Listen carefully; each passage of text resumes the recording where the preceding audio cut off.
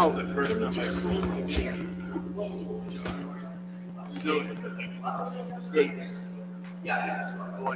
Set for us? Rick Walker, good to see you again. Hey? Yeah, we're okay. We look good? Hey, Educated. are you on? I was waiting for his formal.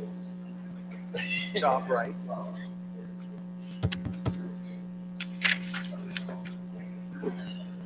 Good evening, everyone. Would you please join us in a salute to the flag? Pledge allegiance to the flag of the United States of America and to the republic for which it stands, one nation, under God, indivisible, with liberty and justice for all.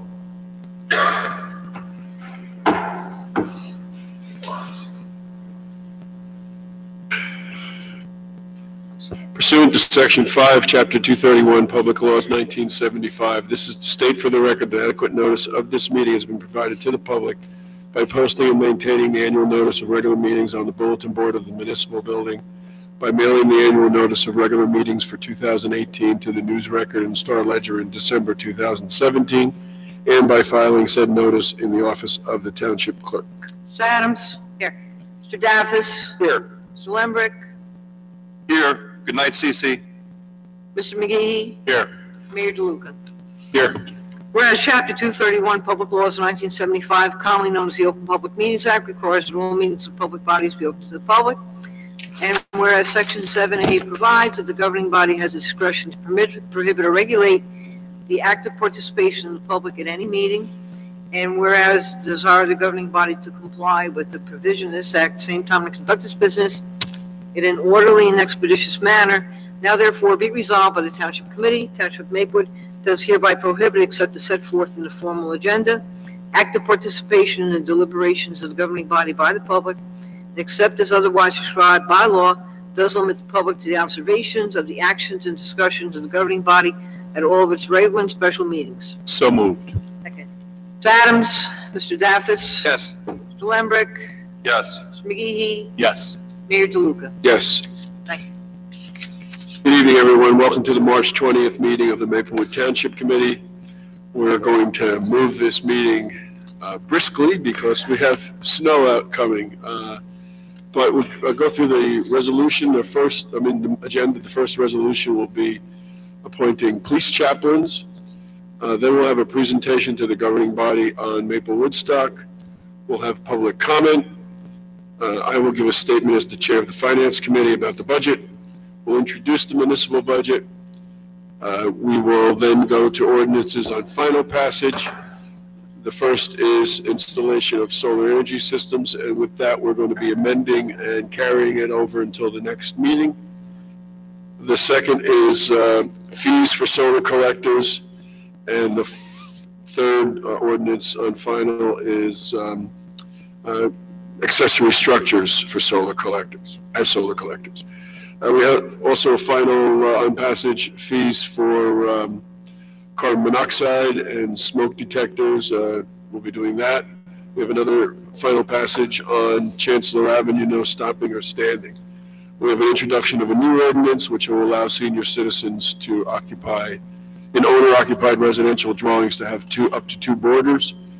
We have another new ordinance on establishing a government energy aggregation program, and a new ordinance on establishing a cap bank.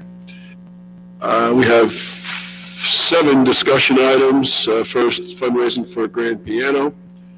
2 is the Department of Community Affairs local planning services for the village. 3rd is the Police Community Board ordinance. 4th is July 4th, festivals, planning and rain date. 5th is Recreation Advisory Committee to a proposal to build a basketball court in Maplecrest Park. 6th is Maplewood Community Pool, approving a study for the development of the capital plan. And 7 is assessments for both the Springfield Avenue Special Improvement District and the Maplewood Village Special Improvement District. Our consent agenda, we are taking number 16 off. That is a resolution supporting reform in the New Jersey School Employee Health Benefits Program. We'll be voting on that separately. The other items on the consent agenda deal with endorsing the housing element and fair share plan for the court-approved settlement. A resolution requesting the court to review and approve the Maplewood spending plan for the housing settlement, appointing Sonia Viveros as municipal housing liaison, authorizing budget transfers, canceling of unexpended balances, certifying we're in compliance with the Equal Employment Opportunity Commission requirements. We will be, approving improvements by Maplewood Redevelopers LLC. Will be approving bills and claims, awarding a contract for heating, ventilation, and air conditioning, authorizing transfers of funds between appropriations, approving a temporary budget, contemporary appropriations, authorizing the 2018 reserve, retaining planning services for the Division of Community Affairs Local Planning Services, canceling unredeemed checks, doing a self-examination of the budget resolution, and then we'll be approving March 6th open and closed minutes. We'll have a second public comment period. Then we'll have administrative reports and reports from elected officials. So the first item, I wonder if you can remember what it is. It is the appointing the police chaplains. And I'm going to ask our clerk, Elizabeth Fritzen, if she would read in full resolution number 7218. Thank you, Mayor. Resolution number 7218, resolution appointing police chaplains. Whereas pursuant to ordinance 2890-18, the Township of Maplewood created the position of police chaplains within Maplewood Police Department. And whereas pursuant to the provisions of NJSA 4014-141, Reverend Dr. Rick Boyer, Prospect Presbyterian Church, Maplewood, Reverend Brenda Ellers, Morrow Methodist Church, Maplewood, Pastor Valencia Norman, First Presbyterian and Trinity Church, South Orange, Rabbi Jesse Olitsky, Congregation Bethel, South Orange, Reverend Bernard Poppy, St. George's Episcopal Church, Maplewood, Reverend Dr. Terry Richardson, First Baptist Church of South Orange, are ordained clergy persons in good standing and have volunteered without pay to serve as police chaplains within the Maplewood Police Department. And whereas police chaplains will provide an invaluable service to the Maplewood Police Department and the Maplewood community by helping the Maplewood Police in discharging their duties, including but not limited to death notifications, station house adjustments, and other duties. Now therefore be resolved by the Township Committee of Township of Maplewood, County of Essex, State of New Jersey, that Reverend Dr. Rick Boyer, Reverend Brenda Ellers, Pastor Valencia Norman, Rabbi Jesse Olitsky, Reverend Bernard Poppy, and Reverend Dr. Terry Richardson be and are hereby appointed as police chaplains within the Maplewood Police Department for a period of 1 year from the date of this appointment, and shall continue to serve in that capacity until he or she is terminated or resigns. I like that terminated stuff, huh? So we need a, yes.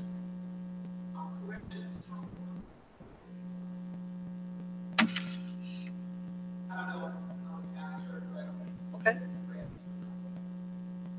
Thank you. So we need a motion, Mr. Limbrick. Mr. Mayor, with the edit from Reverend Norman, I move adoption of resolution number 72-18. I'll second that.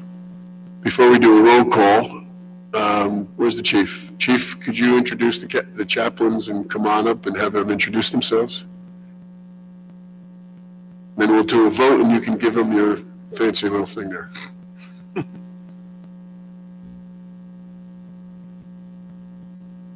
If you'd like to say anything about why you'd like to do this? First of all, I'd like to at this time to recognize the council here in Maplewood, and it is my privilege and pleasure to be here. I am the Reverend Dr. Terry Richardson, and I've had the privilege to pastor in South Orange at the First Baptist Church for the past 21 years. It is indeed a privilege to work, even to be considered as a chaplain with the police department. Over the past 21 years, I've worked closely with the police department, both in my town, as well as former Chief Semino and the Maplewood Police Department, and just simply collaborating and partnering to address some of the issues that affect all people in our township. So I am pleased that under Chief Duval to even take this vision a little further in terms of how clergy can continue to partner with its community here in Maplewood to make sure or to help with that vision that all citizens are considered equal and they're appreciated, both from a secular township perspective as well as spirituality and morality. So it's my pleasure being here. Thank you very much for the consideration. Reverend Norman? Good evening. I'm Reverend Valencia Norman. I've been a resident here in Maplewood since 1992, ordained clergy in Cranford, and I spent 15 years in the Cranford Church, Presbyterian, and while I was there, I did work closer with the police department there. So within the last 5 years, I came to South Orange as the pastor of the First Presbyterian and Trinity Church, and from there, that's where I became involved in working with the Maplewood Police Department. This has been home.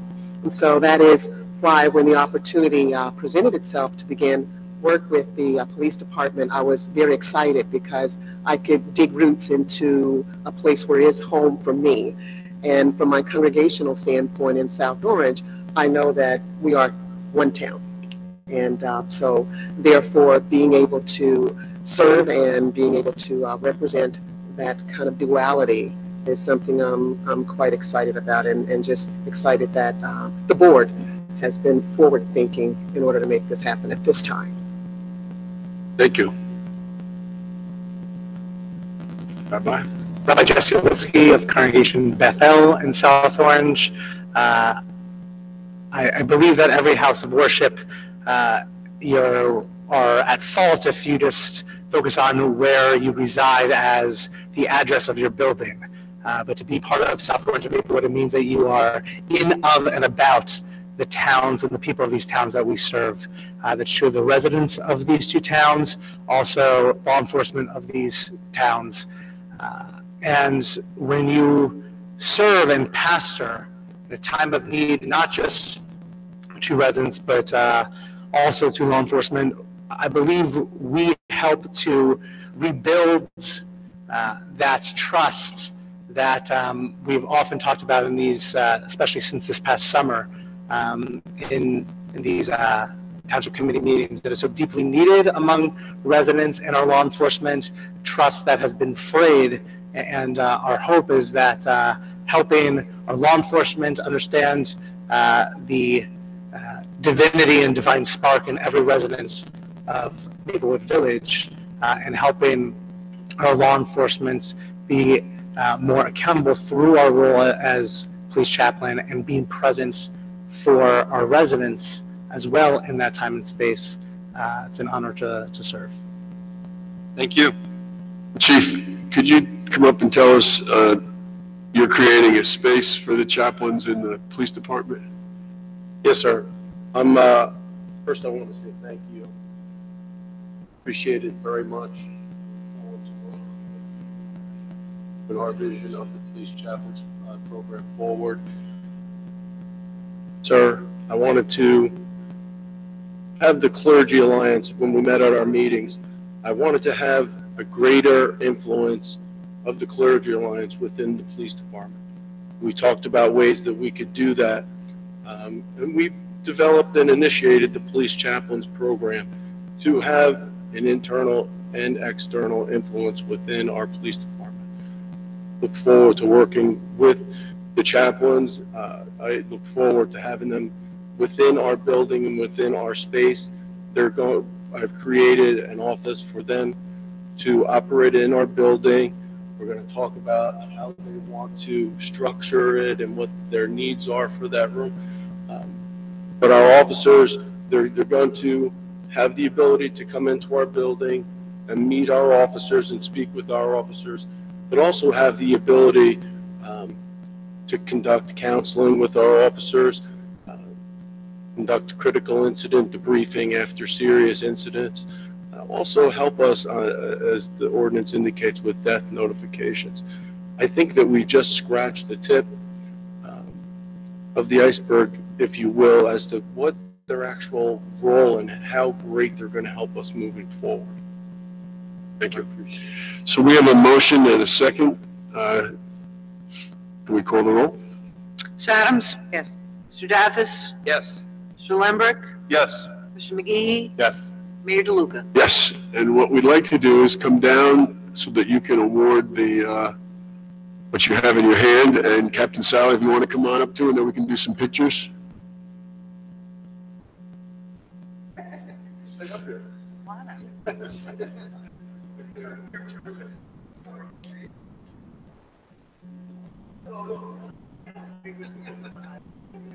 Let's go in the front here. Chief, you gonna hand out this? Once you got one, let it live in here. Okay, does everybody have to be 7 feet tall? Is there even the other, no, it's 10 feet. No.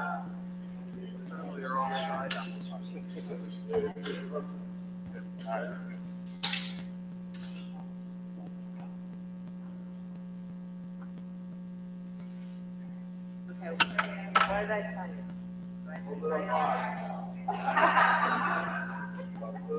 She always goes slow.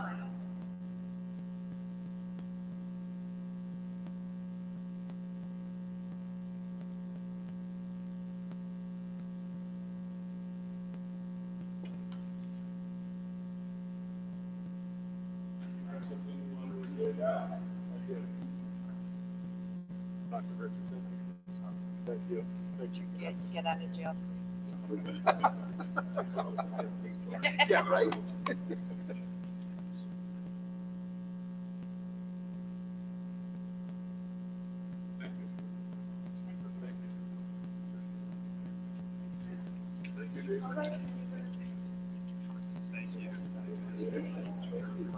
Yes. Next door. Thank you. Thank you, sir.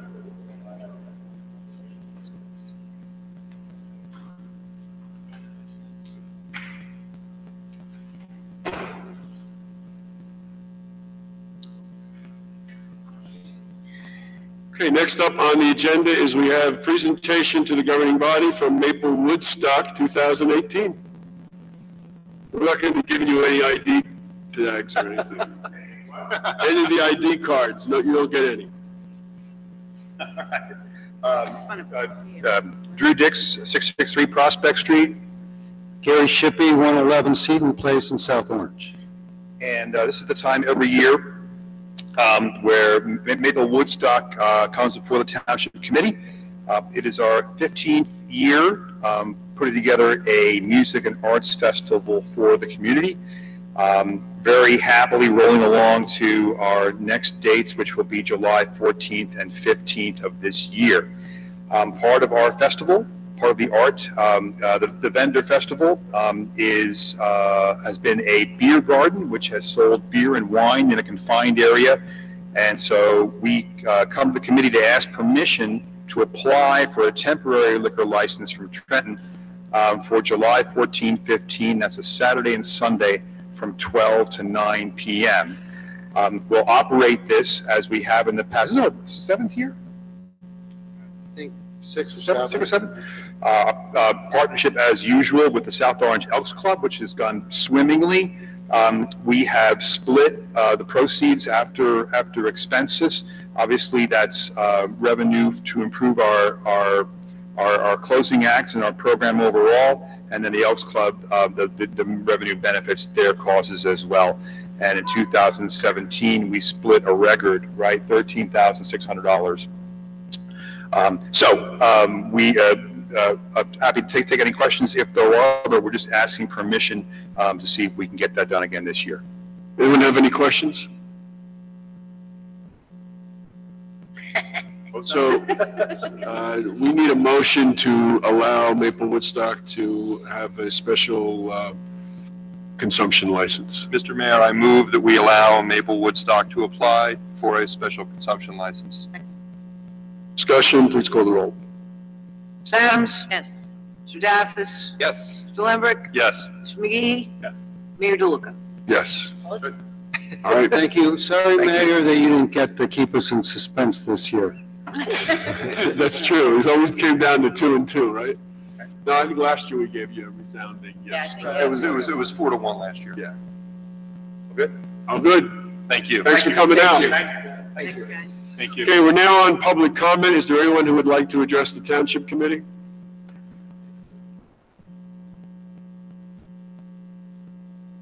Just need to state your name and your address. Brandon Edling, 19 William Street in Maplewood. Good evening, Mr. Mayor and members of the council. There are 2 areas of concern that I'd like to bring to your attention, and I welcome any feedback that you may have. The first is in regard to public safety, specifically the children who attend Clinton Elementary. My son is in 2nd grade at Clinton, and we cross every morning at the intersection of Union Avenue and Garfield Place. For the past 2 years, we've had issues with the school crossing guard being inattentive to parents and children crossing at this intersection, specifically during the morning shift. It is my understanding that the crossing guard shift starts at 7:45 a.m. While the crossing guard is on site at this time, he is more often than not in his truck, staying warm until 8 a.m., while children and parents are crossing unattended. Via email, I brought this to the attention of the previous and current chiefs of police, receiving prompt, polite, and encouraging responses from both. However, with all due respect to the chief, the situation persists. In my messages, I provided links to several time and date stamped videos of the crossing guard sitting in his truck while he should be out doing his job. And I'm happy to share this evidence with any of you.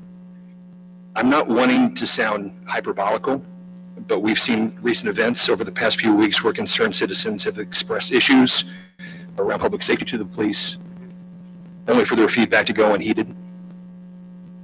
This is a very big concern of mine. Secondly, much less dire, but still important to my family and I. We have lived here for almost 5 years, 4.5 years, 5 years come this summer. Our house is on William Street, as I stated earlier, and we often use Boyden and Parker Avenues. Since the time we've been here, neither avenue have been repaved. While we appreciate the patching that has been occurring on these streets, that approach, as we all know, is often short-lived. Currently, both roads, especially Boyden, are full of potholes, which is not only rough on cars, but isn't a great selling point for prospective Maplewood residents who are moving into the Avalon apartments. I was just wondering, I know it's winter, obviously we have a snowstorm coming tomorrow, so I'm not expecting repaving to happen tomorrow. We are having Boyden Avenue.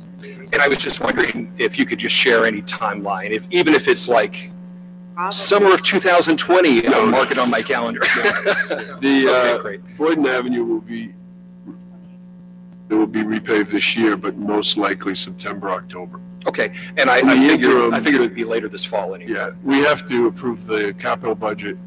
That takes a month of approvals. 45 days after that, you have to leave it out there. So that's 2.5 months. Then we have to go out and get the bonding. So we're not even ready to start awarding contracts until the summer, late summer. And then generally we do this in September. We will speak to the DPW about the potholes because we've gotten some other concerns. Yeah. As you said, right now they're focused on still getting branches off. Sure, yeah, they have more pressing issues. Yeah, and it's encouraging just to know that it's on your radar. Yes. So now when I hit those potholes, I won't be swearing as loudly. So just as a plug, the money that's going to pay for the paving of Boyden from the Irvington line near your house to Springfield Avenue is coming from the Transportation Trust Fund, which is our tax that we pay, the gas tax. Yeah. So we're getting $600,000 back, more than ever before. And that's what's going to cost. It's actually $604,000. So we're putting up $4,000 and the state's putting up $600,000 for that. So that's a pretty good deal. That sounds like a good, Yeah. good percentage to me. But we'll flag the potholes. Yeah. On the other matter of public safety, we asked the chief, he was out, he's come back. Yeah. If you wouldn't mind going with him Sure. and just, I don't think we And want we've to. chatted over email, and I appreciate it. Well, you got face now, you can exchange That's phone right, numbers yes. and all that, and if you would Sure. do that, Absolutely. you can actually go into the conference room Great. around that way and Will do. sit down and talk. Sounds good. Okay? Thank you so much. Thank you. Sure. Thank you. Thank you. Anyone else want to address the township committee? You want the visual aids? I'm Heather Sislovsky. I'm here on behalf of the Recreation Advisory Committee. We want to talk to you about adding an additional basketball court in Maplewood. It's important to note that the RAC has been working on planning for the project for approximately 2 years. We created an email address to receive feedback. We held 2 public hearings on the initially proposed site. We publicized the initial idea. We monitored social media postings about it because we take seriously the thoughts of our neighbors. We've considered each and every comment, concern, and suggestion we received. We've debated the issues every month when we have met over this lengthy period of time. In fact, we have annoyed the engineering department with our numerous requests for information and additional drawings, some of which are here. Notably, we also invited a representative from the Y program that monitors the Baird Court and the Maplewood Police Department. Their input was helpful to us, and I believe to the community at large. So getting to the heart of the matter. When we presented to the community, the idea was one of restoring and enhancing Maple Crest Park. We discussed restoring at least 1 tennis court, making the 2nd court a hitting wall for handball and tennis practice, and turning the 3rd into a basketball court. We explicitly noted that this would not be a regulation-sized court, and the community overwhelmingly had no issue with that. In fact, we received not one piece of negative feedback on that issue. The concerns raised were related to noise, teen and young adults using the language they would use, and questions about possible criminal activity. The most nearby residents were, in all honesty, split. Some thought our plans for noise reduction landscaping sounded appropriate. Others thought it was not enough. The Y and the MPD were extremely positive about the behavior of the players and lack of criminal activity related to either the current Maplewood basketball courts or the South Orange courts. Given the noise concerns for a few residents on Borden Parkway South and some community members suggesting other locations within Maple Crest Park, we expanded the original mission presented to us and began looking all over that park and eventually all over this town. Some locations we looked at, or that were explicitly suggested to us by the Township Committee, include behind the rescue squad at the back of the pool parking lot, DeHart Park, several other placements within Maple Crest. Recently, we were asked to consider a land purchase or eminent domain acquisition. I will go through each of these options as briefly as possible. For the rescue squad / pool parking lot, it was determined that approximately 9 parking spots would be lost and the garden would have to be moved, including a recently put in irrigation system. Further, there was a green acres issue. For DeHart Park, it was determined there would be a loss of another court at that park, either the one and only tennis court or the heavily utilized skating rink. And that parking on Sundays would be impossible given the density of use in that area, specifically on Sundays, especially for soccer, churches, and the community center.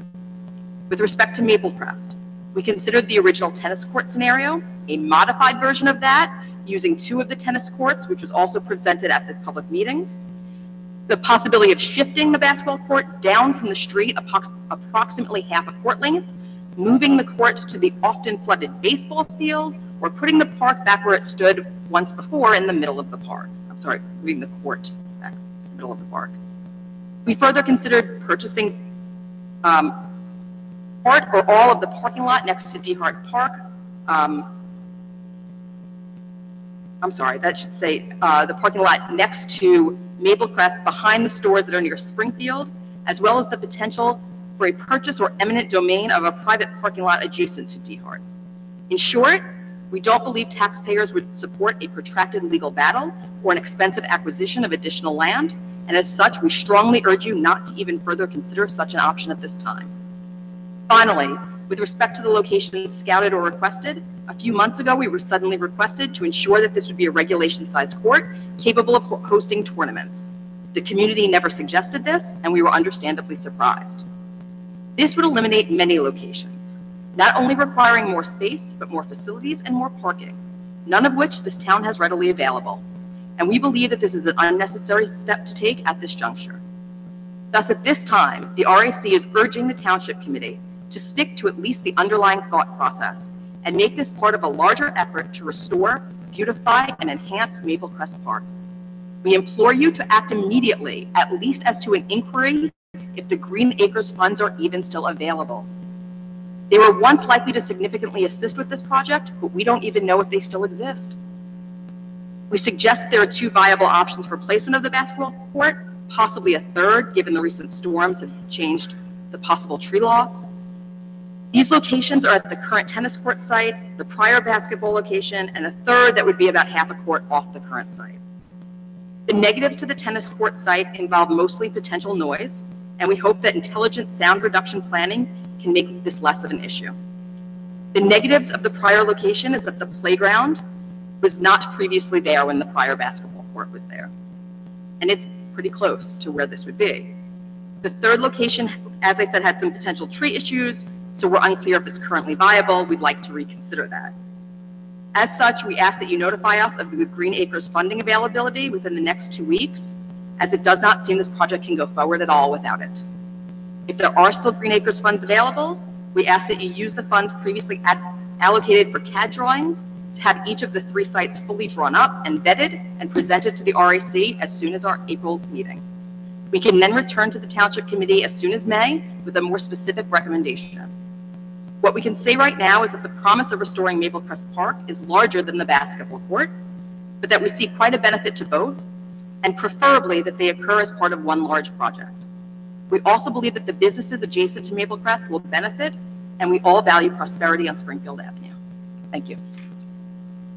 Thank you. Any questions or anything? I wonder if it's possible to have access to your document that you just read from. You're welcome to email it to the committee tonight or tomorrow, whenever you can. I think it would be very helpful to us. Sure, and if anybody wants to look at the drawings we have had done, we have them here. As I said, we don't have every single one that we've thought of. We kind of ran engineering ragged at some point, but we do have them here if you want to look. Thank you. Thank you. Thank you. Is there anyone else who wants to address the Township Committee? Seeing no one, we will move forward with our next agenda item, which has to do with the budget.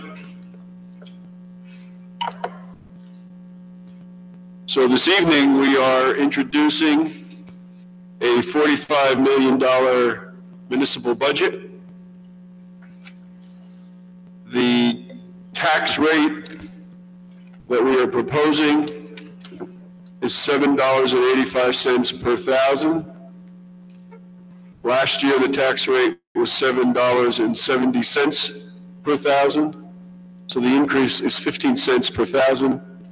About 1.92% increase on the average home of roughly $497,500. The increase will be $78.17, which is about 21 cents a day. The Township Committee spent nearly 15 hours discussing the budget and hearings, talking about the capital budget, the open space budget here in our committee meetings. We believe that this is a good budget, it's a sound budget. Some of the cost drivers on our expenses, we put more money into our storm cleanup, as evidenced by the storm that is coming tonight. That was $100,000. We put $80,000 more in our recycling program. Our health insurance and liability insurance went up $90,000, and our pension payments went up $170,000. And of course, our employees' salaries went up as per our contractual obligations with our employees. On the revenue side, we're due to receive $150,000 this year from the rental of the Woodland. It is a nice revenue stream for us. New funds, we'll be getting $300,000 from the payment in lieu of taxes from Avalon Bay communities. This is the first time we are getting any payment on the improvement. And we received, as I mentioned before, a $600,000 grant from the state for paving. We are using $2.1 million in our fund balance, and the good news is we are leaving over $2 million in our fund balance. We've never had that before. We've generally used as much as we've had. We've had very, very thin margins. With interest rates going up, it's particularly important that our credit rating is as high as possible, and having a sound fund balance will help with that. So we think this is a good budget. We still have some more work that we will do on it. We will be approving this in April. We'll be having budget hearings, and then we'll approve it probably in May. Yes. So we have a couple more months to look at this. We'll be getting some information, some new grants. We'll be fine-tuning some of the bills that come in. We still need to know from the joint meeting what the actual surplus will be. So there will be some tinkering with the budget before final passage, but we do think that this is a good budget, and we've able to keep the tax rate increase below the 2% that we are allowed by the state. So with that, I was going to ask Mr.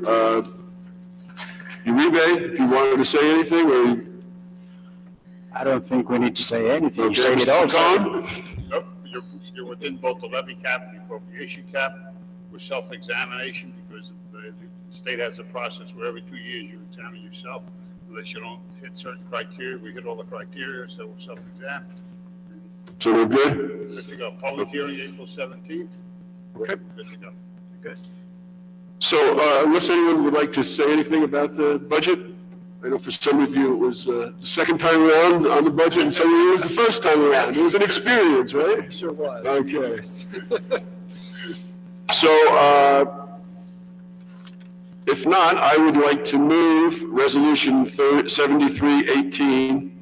It's the introduction of the 2018 municipal budget, with a hearing to be held on April 17th, 2018 at 7:30 p.m. right here in the municipal building, at which time and place we will discuss budget and tax resolutions for 2018, and anyone who's interested would be given an opportunity to speak on that budget resolution. Mr. Mayor, I'll second that.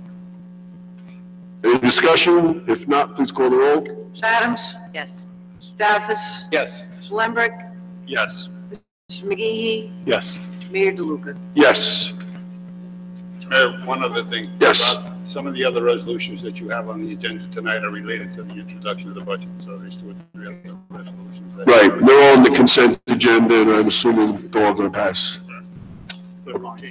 Yes. Great. Well, thank you very much. Thank you. Thank you. All right, we have item number 10. We have another ordinance on final passage. Mayor, item 10, ordinance number 2893-18. It's an ordinance to amend Chapter 271 of the Code of the Township of Maplewood entitled Zoning and Development. This ordinance will permit the installation of a solar energy system within all zones within the Township of Maplewood. Mr. Desiderio, this is the ordinance on solar that has to be amended.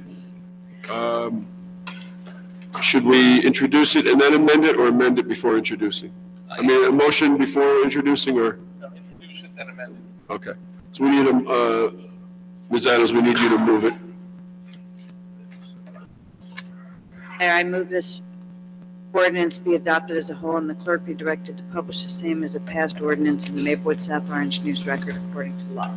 And I'll second that. And I'll also offer an amendment. When this ordinance was brought to the planning board made some good recommendations, striking out some of the language that's here that they felt was more editorializing or not appropriate for the ordinance because, for example, a solar energy facility, we're not going to have any of those in town. Editorializing on or just clarifying on the solar parking canopy, taking out words like other such use and just say parking. And then clarifying the height for the ground-mounted solar energy system to be no more than 6 feet, which is what we are proposing in section 27135J1D. So I would move those changes as recommended by the planning board to amend this motion, amend this ordinance. We need a second. Second. Okay. So on the amendment, please call the roll on changing this ordinance 28393-18 as amended. Ms. Adams? Yes. Mr. Daffis? Yes. Mr. Lambert? Yes. Mr. McGee? Yes. Mayor DeLuca? Yes. So Mr. Desiderio, this does not have to go back to the planning board. No, it has to go to the paper. It has to go be advertised, and it would be on April 3rd, right? April 3rd, that's correct. Mayor, since it was on for final, it might be appropriate to ask if anyone in the public wants to speak to it. Very good. Is there anyone who would like to speak on this ordinance dealing with solar energy systems? Seeing no one, we will carry this to, it'll be republished as an amended ordinance, and it'll be on the agenda as final for April 3rd, 2018. Next up, we have number 11. Item 11, Mayor, also on final, 2894-18. It's an ordinance to amend Chapter 123 of the Code of the Township of Maplewood entitled Fees. This ordinance amends Chapter 123 of the Code of the Township of Maplewood dealing with fees for solar collectors. Ms. Adams? Oh, I'm sorry. This ordinance has been published, copies posted on the bulletin board in the municipal building, and copies made available to the general public in accordance with the law. Is there anyone who wants to speak on this ordinance, which deals with fees for solar energy systems? Seeing no one, can we get a motion, Ms. Adams? Mayor, I move this ordinance be adopted as a whole and the clerk be directed to publish the same as a past ordinance in Maplewood, South Orange News Record according to law. Second. Any discussion? Please call the roll. Ms. Adams? Yes. Mr. Daffis? Yes. Mr. Lambert? Yes. Mr. McGee? Yes. Mayor DeLuca? Yes. Thank you. Item number 12. Also on final, Mayor, ordinance 2895-18. It's an ordinance to amend Chapter 271 of the Code of the Township of Maplewood entitled Zoning and Development. This ordinance amends Chapter 271-35 of the Code of the Township of Maplewood dealing with solar collectors as an accessory structure. This ordinance has been published, copies posted on the bulletin board in the municipal building, and copies made available to the general public in accordance with the law. Is there anyone who would like to speak on this ordinance, which defines as an accessory structure a freestanding solar collector not being more than 6 feet in height, including the supporting structure? Seeing no one will close the public hearing, can we get a motion, Ms. Adams? Mayor, I move this ordinance be adopted as a whole and the clerk be directed to publish the same as a past ordinance in the Maplewood South Orange News Record according to law. Second? Any discussion? Please call the roll. Ms. Adams? Yes. Mr. Daffis? Yes. Mr. Lambert? Yes. Mr. McGee? Yes. Mayor DeLuca? Yes, thank you. We have next to last on final passage. Yes, Mayor, item 13, ordinance 2896-18. An ordinance to amend Chapter 123 of the Code of the Township of Maplewood entitled Fees. This ordinance will revise certain permit fees, smoke detectors, carbon monoxide alarm inspection fees within the Township of Maplewood. This ordinance has been published, copies posted on the bulletin board in the municipal building, and copies made available to the general public in accordance with the law. Is there anyone who would like to speak on this ordinance? Seeing no one will close the public hearing. Mr. Daffis? Thank you, Mayor. I move this ordinance be adopted as a whole and the clerk be directed to publish the same as a passed ordinance in the Maplewood South Orange News Record according to law. Second. Any discussion? Please call the roll. Ms. Adams? Yes. Mr. Daffis? Yes. Mr. Lembrick? Yes. Mr. McGee? Yes. Mayor DeLuca? Yes, thank you. Item number 14, last on final. Mr. Mayor, it's ordinance number 2897-18. An ordinance to amend Chapter 257 of the Code of the Township of Maplewood entitled Vehicles and Traffic. This ordinance will prohibit stopping or standing on Chancellor Avenue at 44th Street. This ordinance has been published, copies posted on the bulletin board in the municipal building, and copies made available to the general public in accordance with the law. Is there anyone who would like to speak on this ordinance? Seeing no one, will close the public hearing. Ms. Adams? Mayor, I move, is this introduction, right? No, final. I know. Sorry, I was looking at the wrong number. My bad. I move this ordinance be adopted as a whole and the clerk be directed to publish the same as a passed ordinance in the Maplewood South Orange News Record according to law. I'll second. Any discussion? Please call the roll. Ms. Adams? Yes. Mr. Daffis? Yes. Mr. Lembrick? Yes. Mr. McGee? Yes. Mayor DeLuca? Yes. We have an introduction of an ordinance. Mayor, item 15, ordinance number 2898-18. It's an ordinance to amend Chapter 271 of the Code of the Township of Maplewood entitled Zoning and Development Regulations.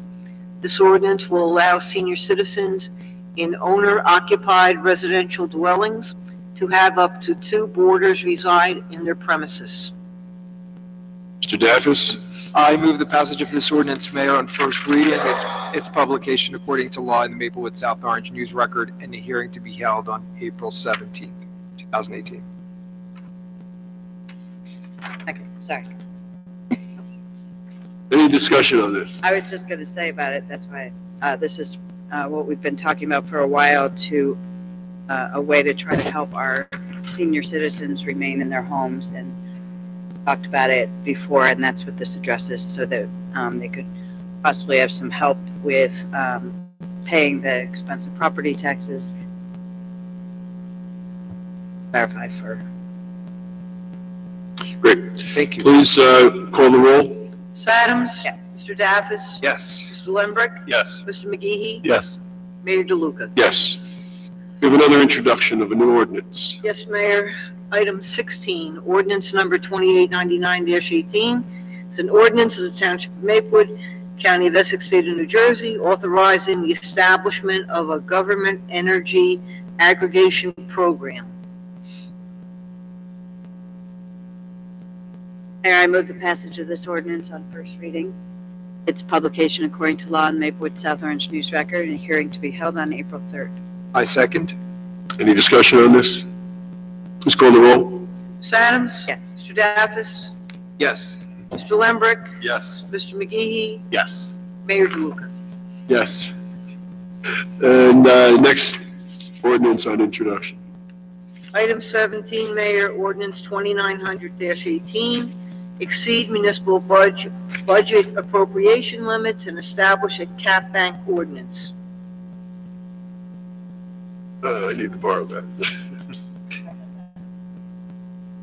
I move the passage of this ordinance on first reading, its publication according to law in the Maplewood South Orange News Record, and a hearing to be held on April 3rd, 2018. I'll second. Any discussion on this? Please call the roll. Ms. Adams? Yes. Mr. Daffis? Yes. Mr. Lembrick? Yes. Mr. McGee? Yes. Mayor DeLuca? Yes, thank you very much. Thank you. We have the 7 discussion items. The first is fundraising for a grand piano. Mr. Manning? Yeah, an idea was presented to the township regarding raising funds through private donations for a grand piano to be placed over at the Bergdorf.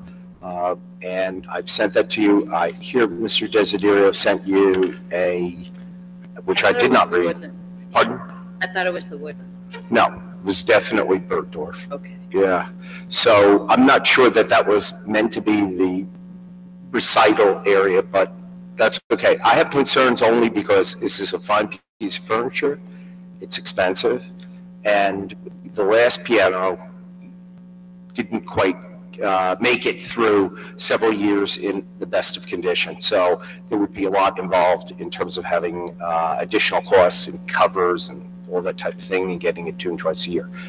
So I presented that to you in an email, I think it was, and it's just Mr. Desiderio has a comment on whether or not we could raise money, or somebody should raise money for. So let me just give you an update from the person who sent us the email.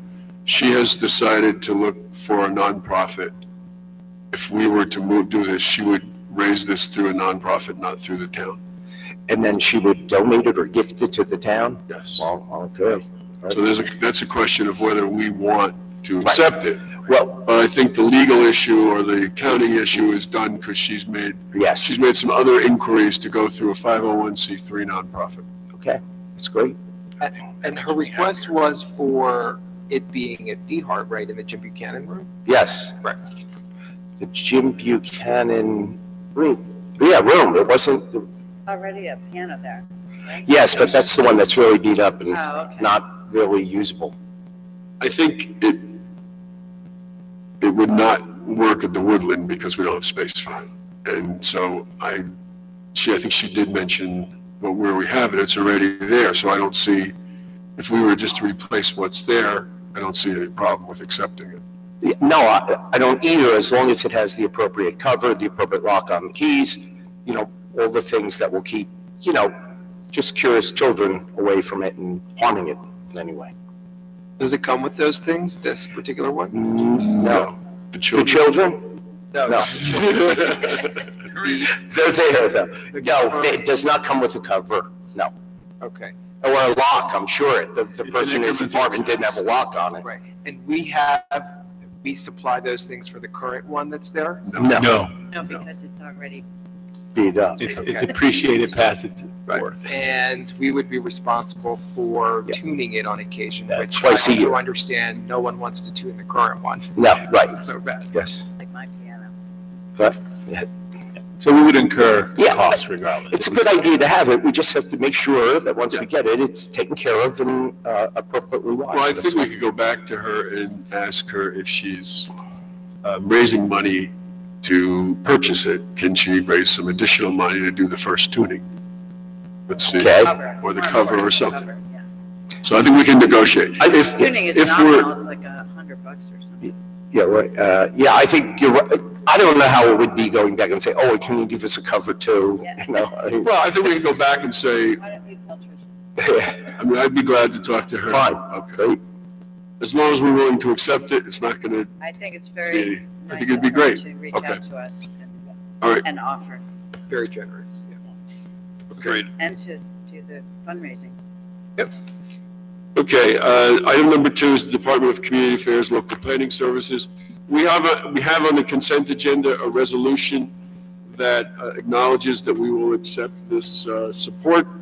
This support comes in the form of planning services from the Department of Community Affairs, and they will work with a group in Maplewood to discuss a vision for Maplewood Village, with the expected deliverable of a plan in October of 2018.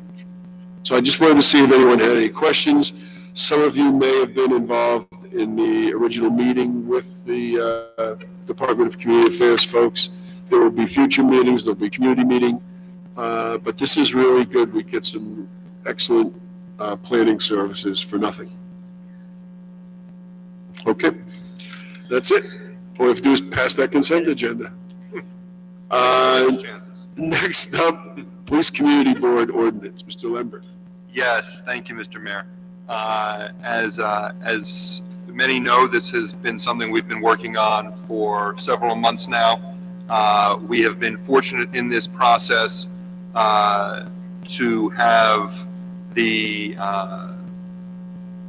substantial involvement of the Maplewood Police Department, of our Township Attorney, Mr. Desiderio, of our Township Administrator, and also of a number of very dedicated residents representing the Community Coalition on Race, Soma Action, and Soma Justice, some of whom are here tonight.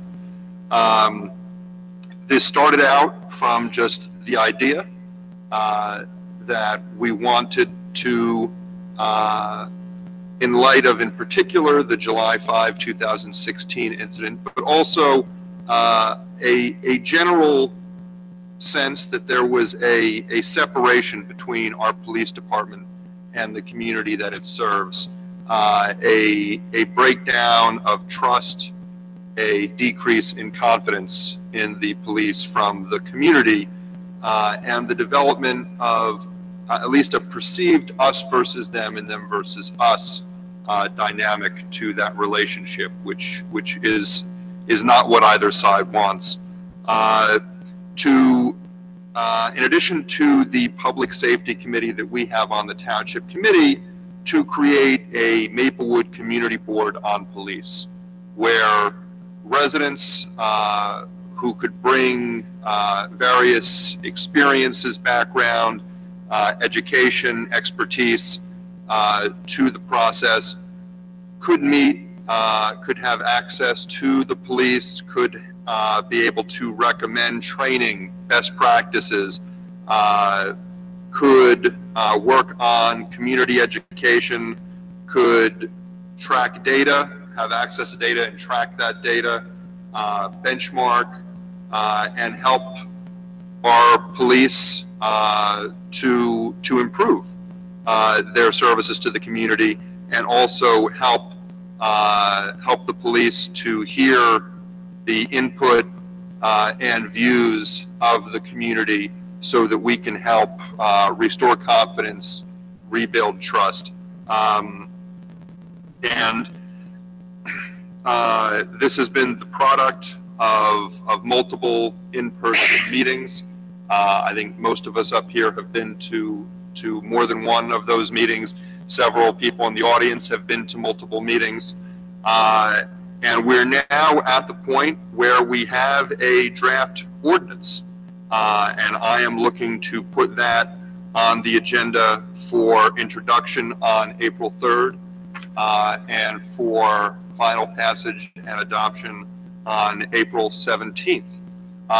Just to give a few of the details, the Maplewood Community Board on Police would have 7 voting members, 4 of which would be appointed from the community at large, 3 of which would be representatives from the charter organizations that helped with coming up with this community board and with putting together the ordinance that's going to create the board, and that's the Community Coalition on Race, Soma Action, and Soma Justice. Each of those groups would submit a number of candidates to the Township Committee, and the Township Committee would then select from among those candidates one representative from each group. There will also be a number of non-voting members of the Community Board on Police. There will be 1 youth member between the ages of 16 and 21.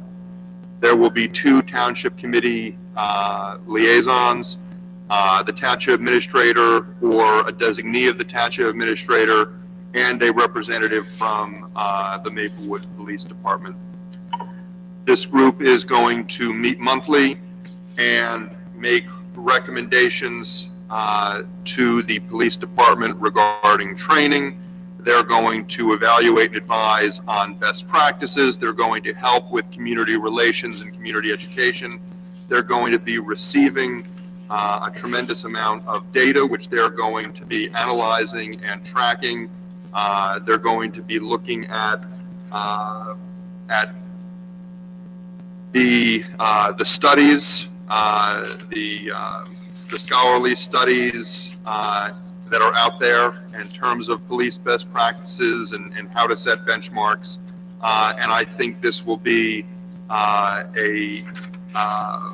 in the short term, hopefully a very good way to help with the culture change that's underway in the police department, to push our police department into more of a true community policing model, and improve training, particularly in areas that were cited as deficient in the Hillard Hines report, including crowd control, de-escalation, avoiding profiling.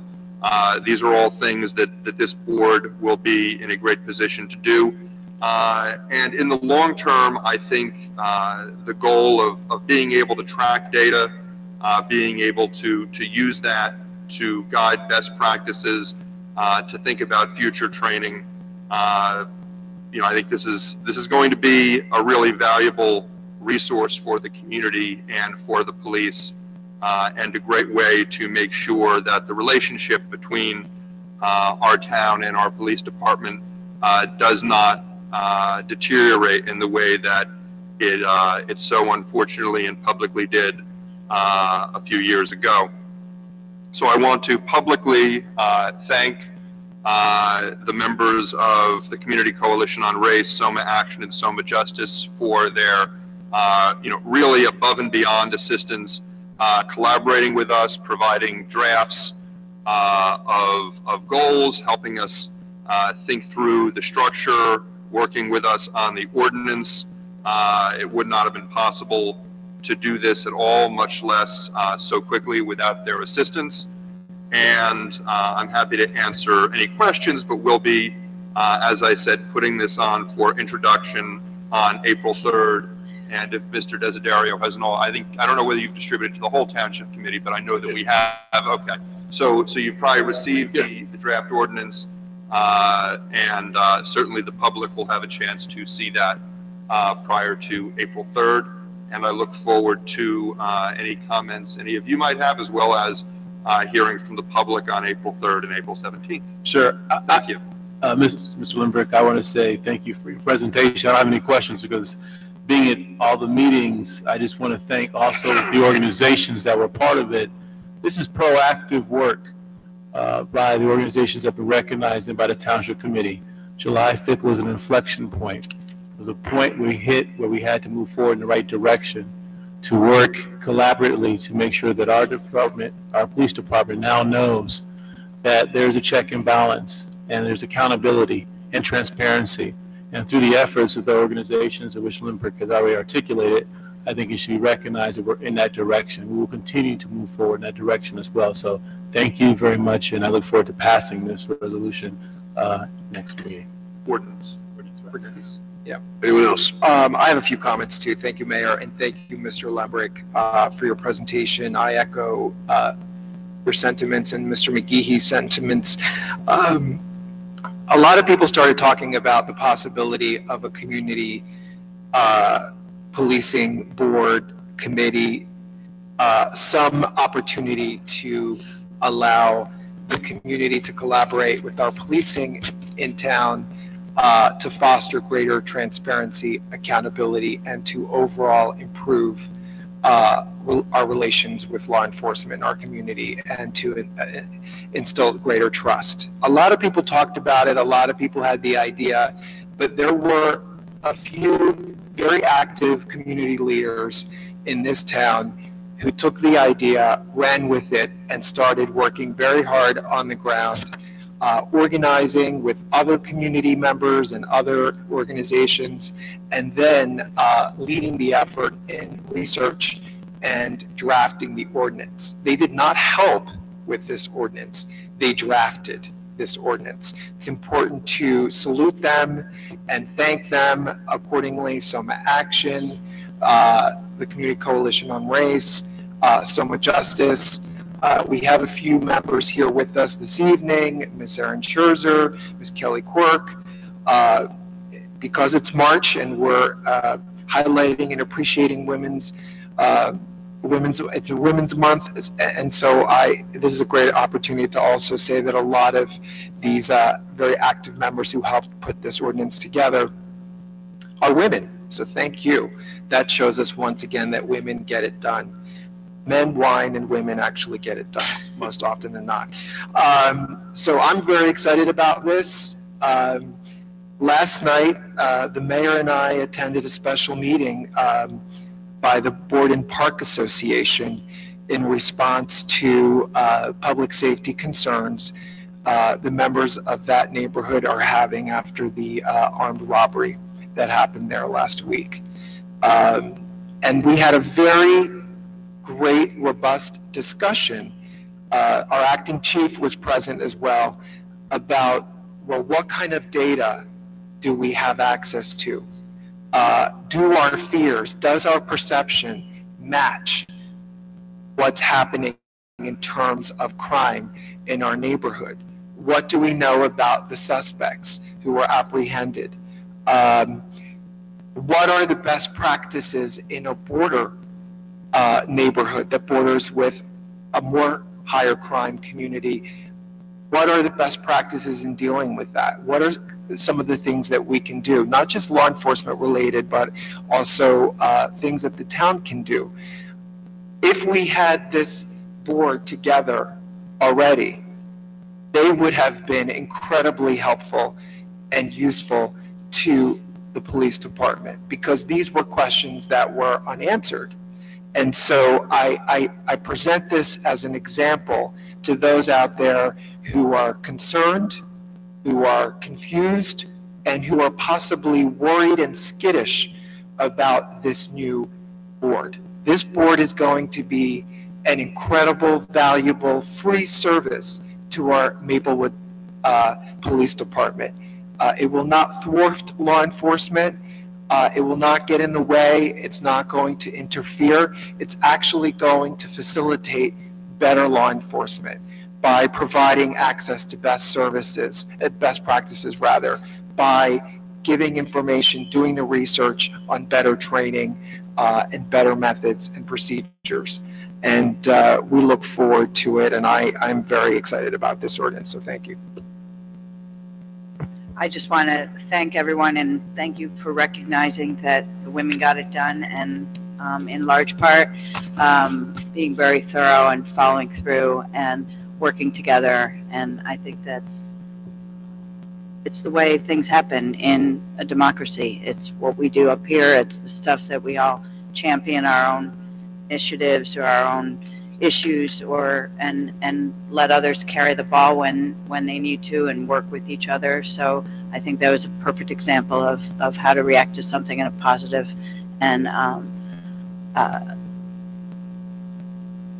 what's the word I'm looking for? I just want positive and effective way to move forward. And also will be a great, I appreciate Mr. Davis's comments, because that's the kind of thing that, you know, we did years ago with the police department. I mean, many years, like 30 years ago almost, in dealing with when we were starting the movement on Springfield Avenue to make things happen. So, so thank you. And I'm in huge support of this as well. I too want to add my thanks to all who worked on this. Actually, in the late 1970s, I was involved in Newark on forming a police accountability board, and I can just tell you that the police brass and police union were not happy.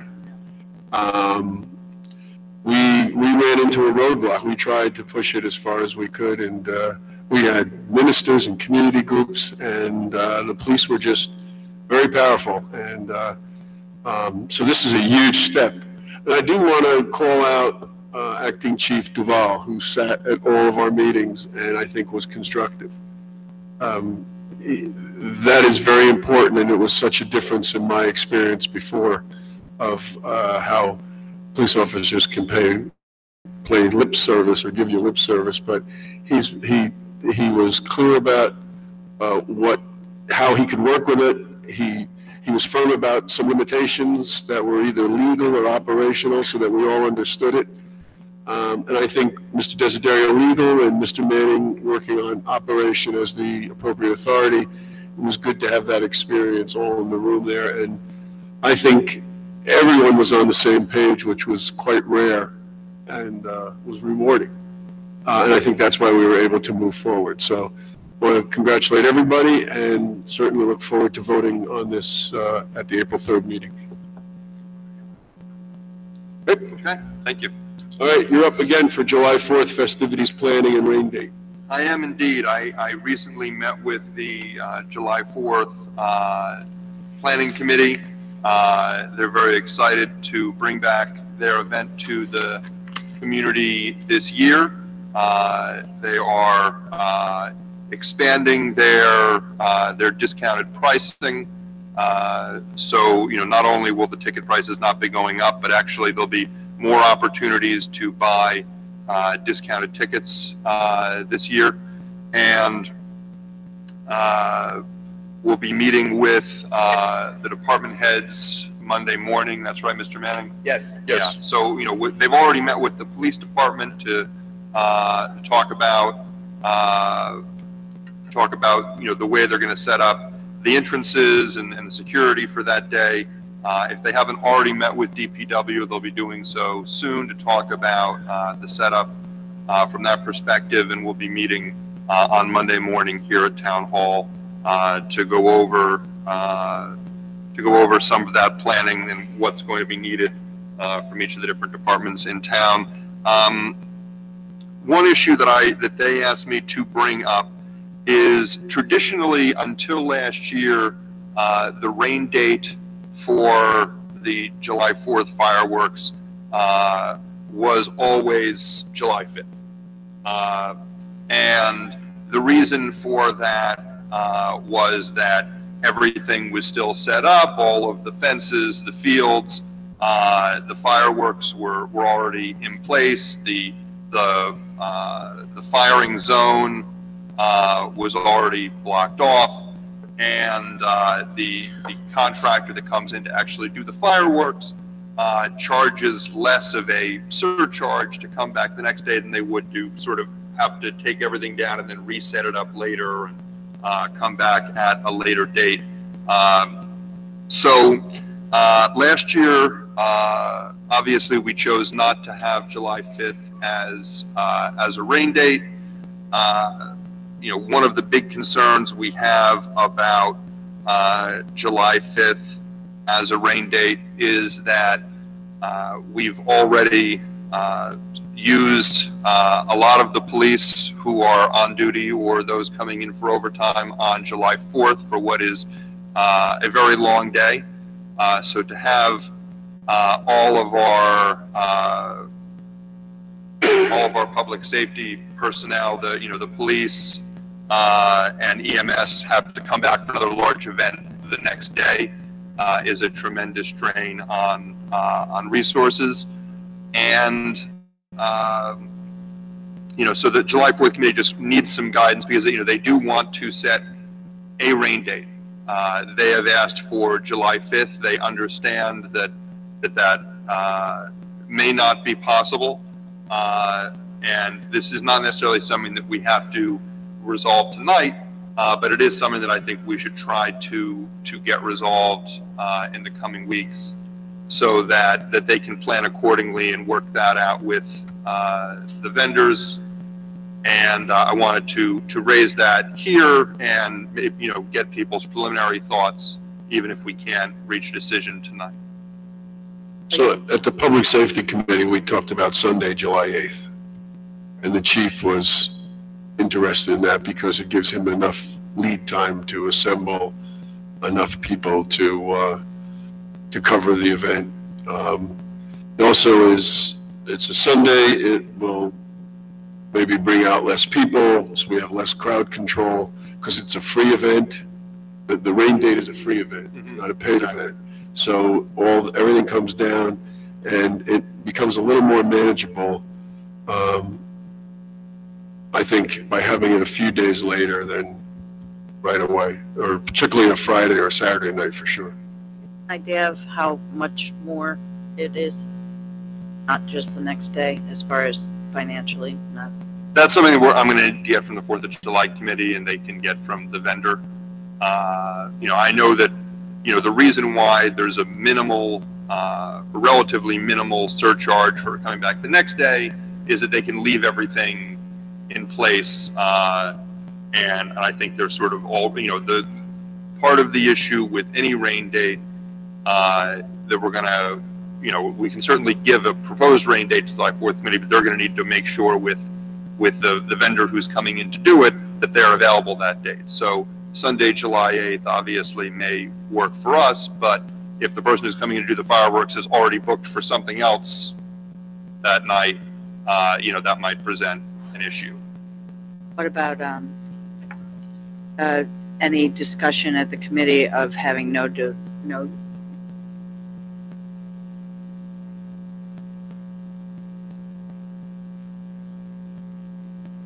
Oh, you hear me? Thanks, but it's also. I think their feeling is they won't sell any tickets.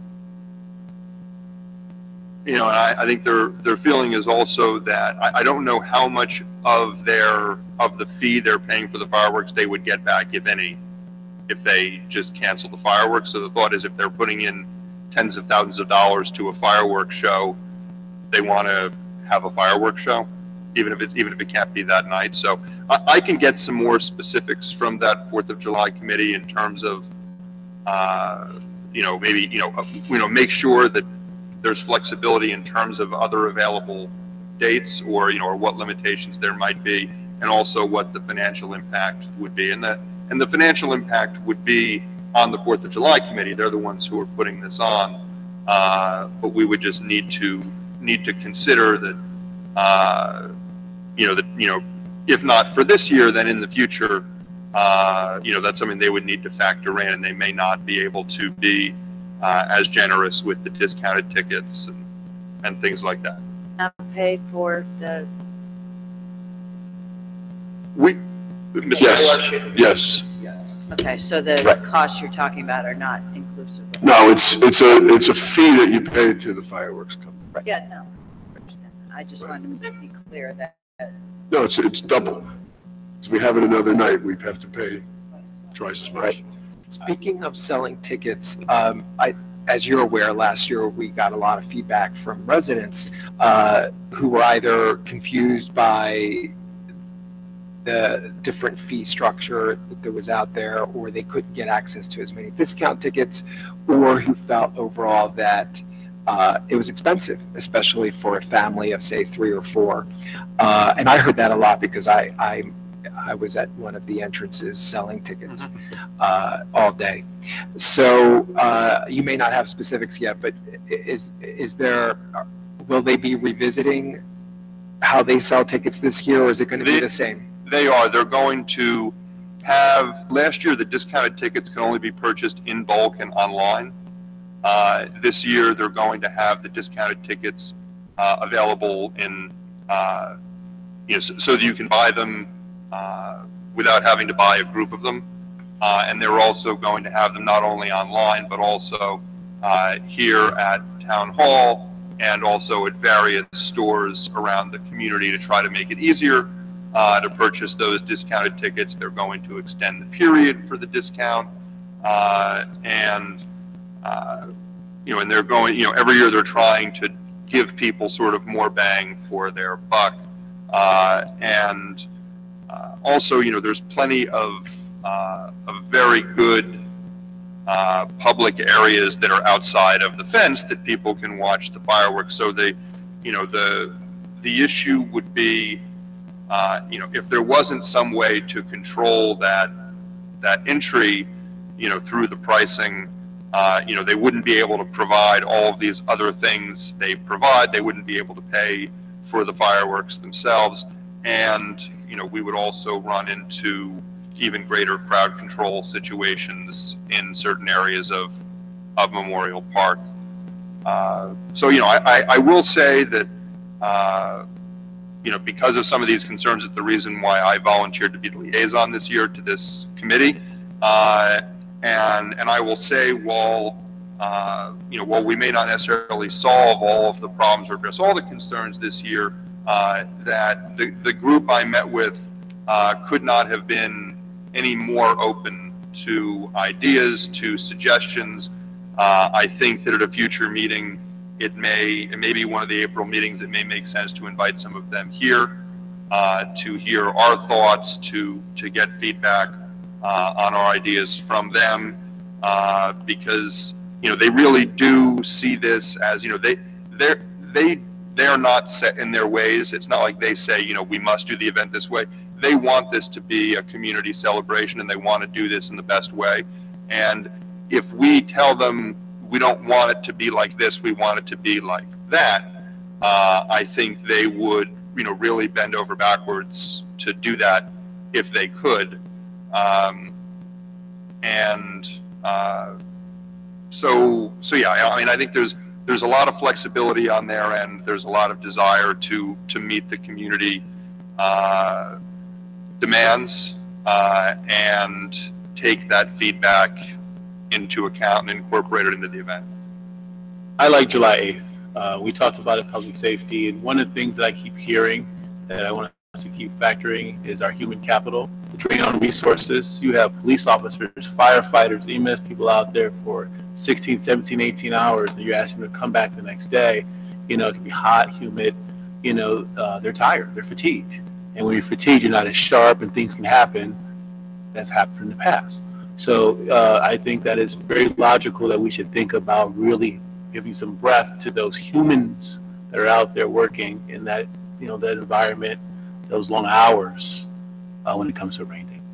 Yeah, I have no problem with July 8th. Yeah, I agree. I was just trying to get, Yeah, so Okay, well, I mean, we'll I share think- that with them. Yeah, maybe at Monday's meeting, you know, they'll be here, and I'll be here, Mr. Manning will be here. I don't know, Mayor, are you gonna be Yes, here? I'll be. Yeah, so I'll be here there'll be some of us here, and we can run that date by them. And maybe, you know, the sooner they give that date to the vendor, maybe the more likely we are to be able to secure that as a rain date.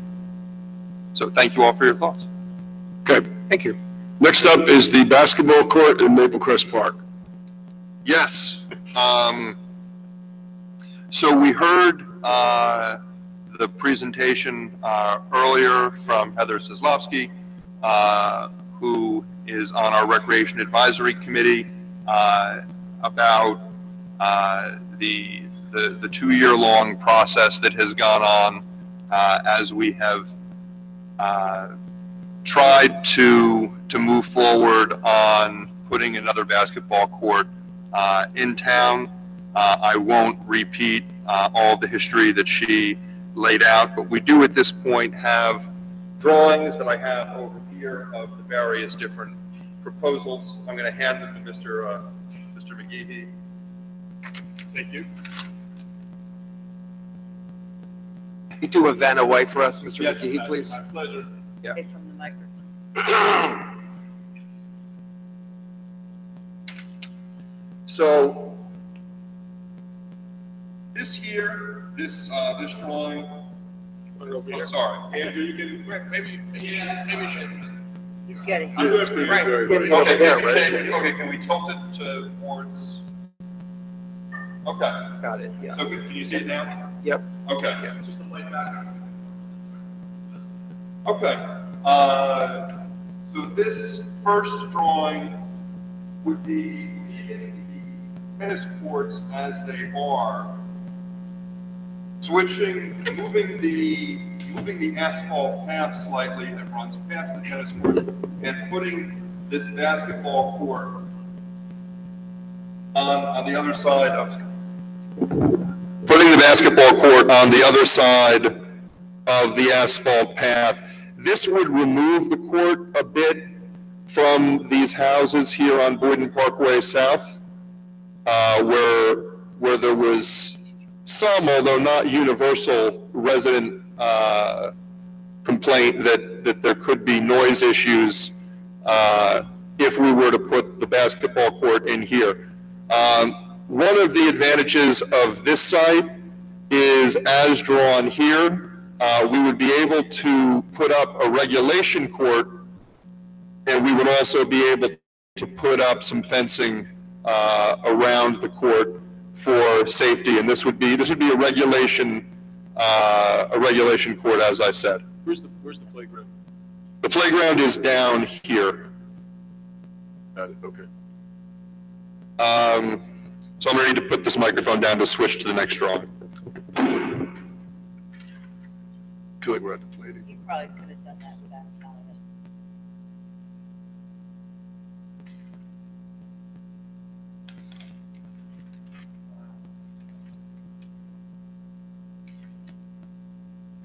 Any township committee people just take the duties? That's these two. That's these two.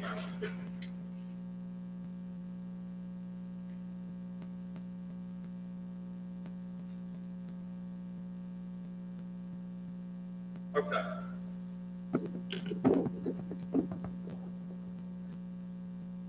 This next one here is actually over in DeHart. If we were to put a basketball court on the current tennis court at DeHart, so next to the hockey rink, basically almost exactly into the footprint of the existing tennis court. So just for context, the community center is up here, the playground area is in here, the parking lot's over here, the athletic fields are back here, and this would go on the tennis court. So that would be a proposal for the existing DeHart site. That regulation size, or no? They've drawn it to be regulation here, the 50 by 94, with the 6 by 10 fence, 6 foot and 10 inch outside, sorry, 6 foot and 10 foot, depending on which side, going around for safety. This would require, however, removing and relocating several of the existing lights. So that might add to, that would add to the cost.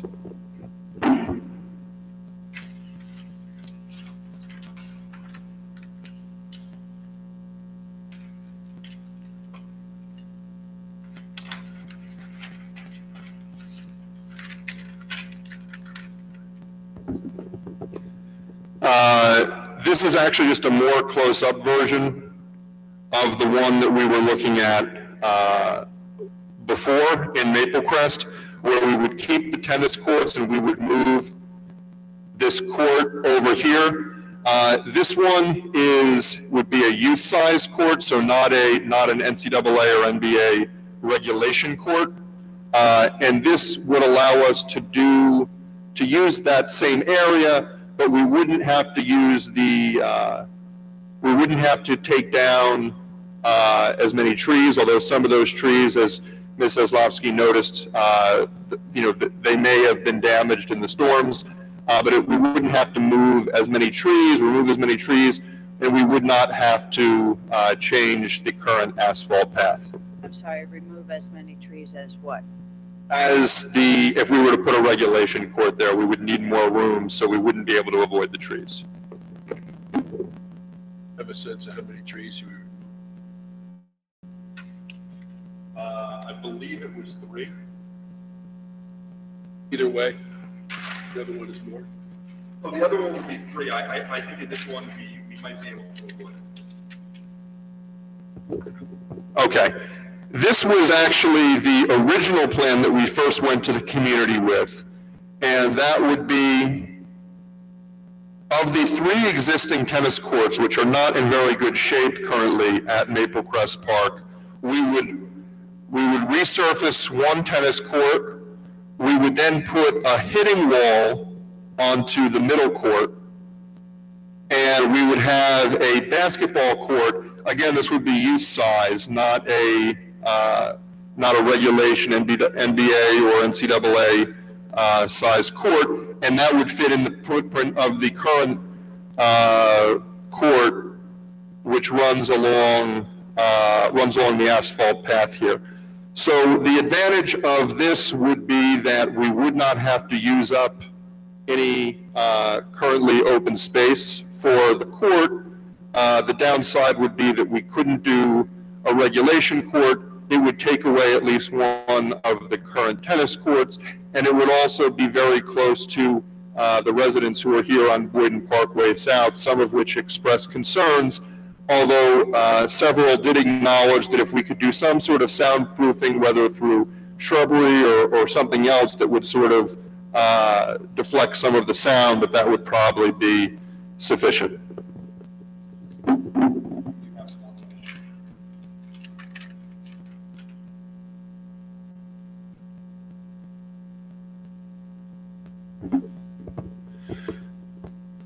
So this proposal would be to put the court down On the other side of the tennis courts, not far from the skate park, and this would also be a youth-size court and would require relocation of some lights and possibly also some trees, or it could be root issues. So I think that takes us through all the drawings.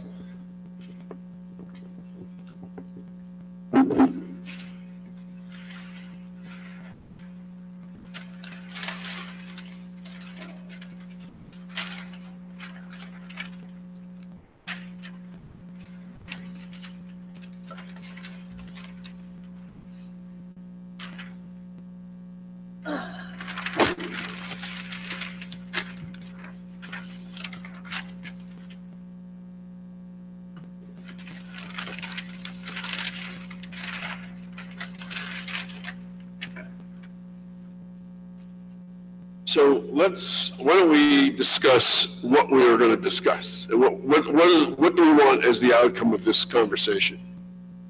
Okay. The outcome of the conversation that we would like would be to decide, A, that we would like to move ahead and further investigating where we can and should put a court. By the Open Space Trust Fund has already allocated funds for more professional CAD drawings, beyond what, certainly our engineer did a very good job using what he has to put these together, but if we're going to move forward and actually build this, we would need these professional drawings. We have funding for that, so we want to choose a few potential candidate locations to have those drawings done so we can move forward with that. So the goal tonight was to think about, are there locations of these that are proposed that would be strongly preferred, or are there locations that are non-starters? So then hopefully we can come up with 2 or 3 locations to explore further. Okay, Mr. Daffis. Okay, so I think the first question is, are we confident, reasonably confident, that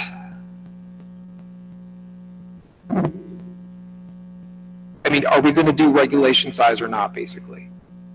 We want to make sure that the community is behind both options. So if we decide, because we've been talking about this for at least 2 years and nothing's happened, and we don't have a court and people want a court, is the community going to be okay if it's not a regulation size court? When we do have excellent facilities for tennis and paddle and all the other sports, right? Ms. Szlowski this evening expressed that, and you also referred to the fact that in your informed opinion, based on your meetings with the community at the rec, through rec, that the community is behind the non-regulation court. Is that true? Is that how you feel about that? I think that's true. I think that, first of all, what's regulation is sort of a relative term, because there's one size for NBA and NCAA. There's another size for high school. High school courts are actually smaller than college and NBA courts. And then there's youth courts. Mm-hmm. So what some of these sites would propose would actually be a youth court, which if you go to any elementary or most middle schools around the state or around the country is what they have. I don't have statistics on this because I doubt there's a basketball court census that would have it, but in my anecdotal experience, there's a regulation size outdoor basketball court is a relatively rare creature. You look at most of the famed basketball courts in New York City, in Los Angeles, in Chicago, in Philadelphia. most of them aren't even youth regulation size. I think as long as you've got, two hoops on opposite end, that the rims are 10 feet off the ground, and the free throw line is 15 feet away, and you've got a key, you can play basketball. And I guess what I don't want to see, and I think that what the community doesn't want to see, and I know the Recreation Advisory Committee doesn't want to see, is to further delay moving forward with the basketball court because we let the perfect become the enemy of the good.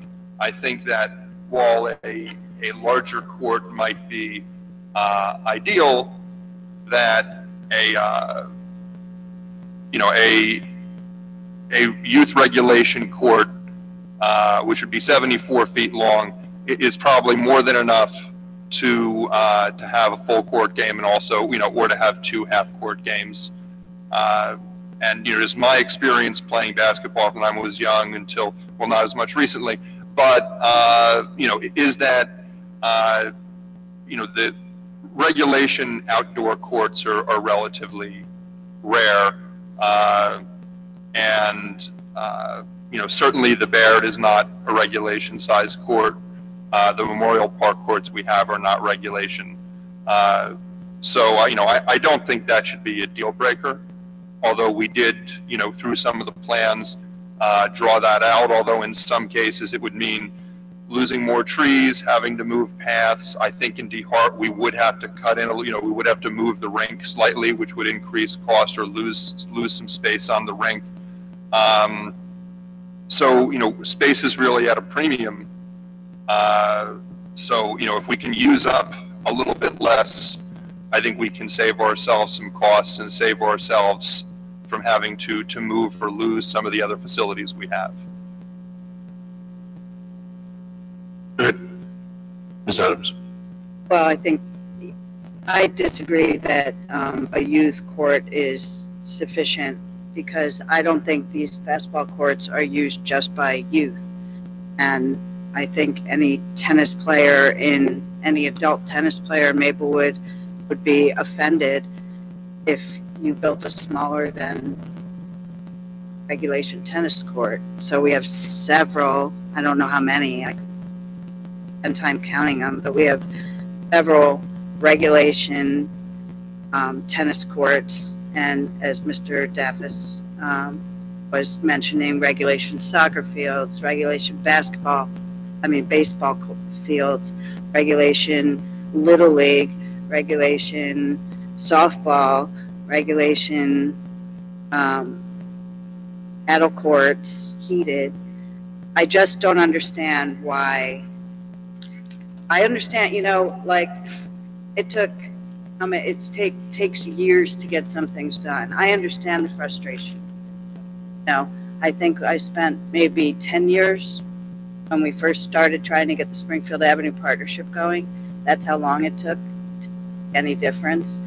Things take time, but platitude like, perfection is the enemy of the good. I don't think that's. Where's the space going to come from? Where is this new space going to come from? Whoa. I let you go on. Okay. All right, go ahead. Okay. Just because I disagree with you on this, I don't think that I deserve to be interrupted or the hostile feeling I'm getting at the moment. So there are regulation tennis courts and all the other sports, as I was trying to say. So I don't see why a certain segment of our population, a demographic of taxpayers that wants, and actually I would urge a little more legwork to be done. There were a couple of Recreation Advisory Committee meetings that invited the public out, and I don't think they were necessarily gave an overall community feel of what the feeling is, because I'm hearing the opposite from people. than what you're hearing. So I guess what I would propose is that maybe some members of the Recreation Advisory Committee go to the existing basketball courts, excuse me, and ask those adults playing on those basketball courts what they would like, and if it's frustrating to them to be on a not in great shape basketball court in Memorial Park and then have no other option in town. So this is money that we are getting from open space that I advocated for in open space to design this court. They weren't actually, they were only a vote apart of granting the money because the location wasn't determined. So there's been a lot of back and forth, and not just by one committee. So I just am very uncomfortable building a youth basketball court and telling adults to go play on it. I think we can do better. I think if the only solution or place to fit a regulation basketball court is in D-Hart, then maybe that's where we should put it, and eliminate one of the many tennis courts we have in town. That would be something I would prefer. Mayor, I'm going to ask to respond to one thing about the No, let's have the township committee speak first, and then we'll see if we can get you up here. I want to get the opinions. Specific about what the RAC should do, and we did go to those courts, and we handed out the flyers, and we got lots of responses there, and we filled the library for the first meeting, filled it, and we have an email address, so and we got responses. I understand. And one supports what Ms. Adams says. Okay, I understand that. So then she went behind her back to the engineering committee. So maybe that's where some of the animosity is coming from. Okay. All right, let's all abide to protocol This is and not what we're professional. going to do. We don't do that. Yeah. Okay? This is a time for township committee conversation. Because you still haven't invited our committee here to actually really present. I have to speak during the public comments. Had a whole and I've come here twice and asked you to invite us to actually present. This isn't the first time. The last time we were put on the agenda at the very last minute, we didn't know. I happened to be here anyway. And I spoke then too. It's baffling. But, it may be baffling, and it may be uncomfortable for you, but It's not uncomfortable at all. well, you are. Well, it's uncomfortable. It's disrespectful for you to come up because we're talking right now among township committee, and you know that. Exactly. Yes. Just So like this when is we're talking about this and we get undermined. Mrs. Exactly how it feels. Yeah, we're not going to go back and forth.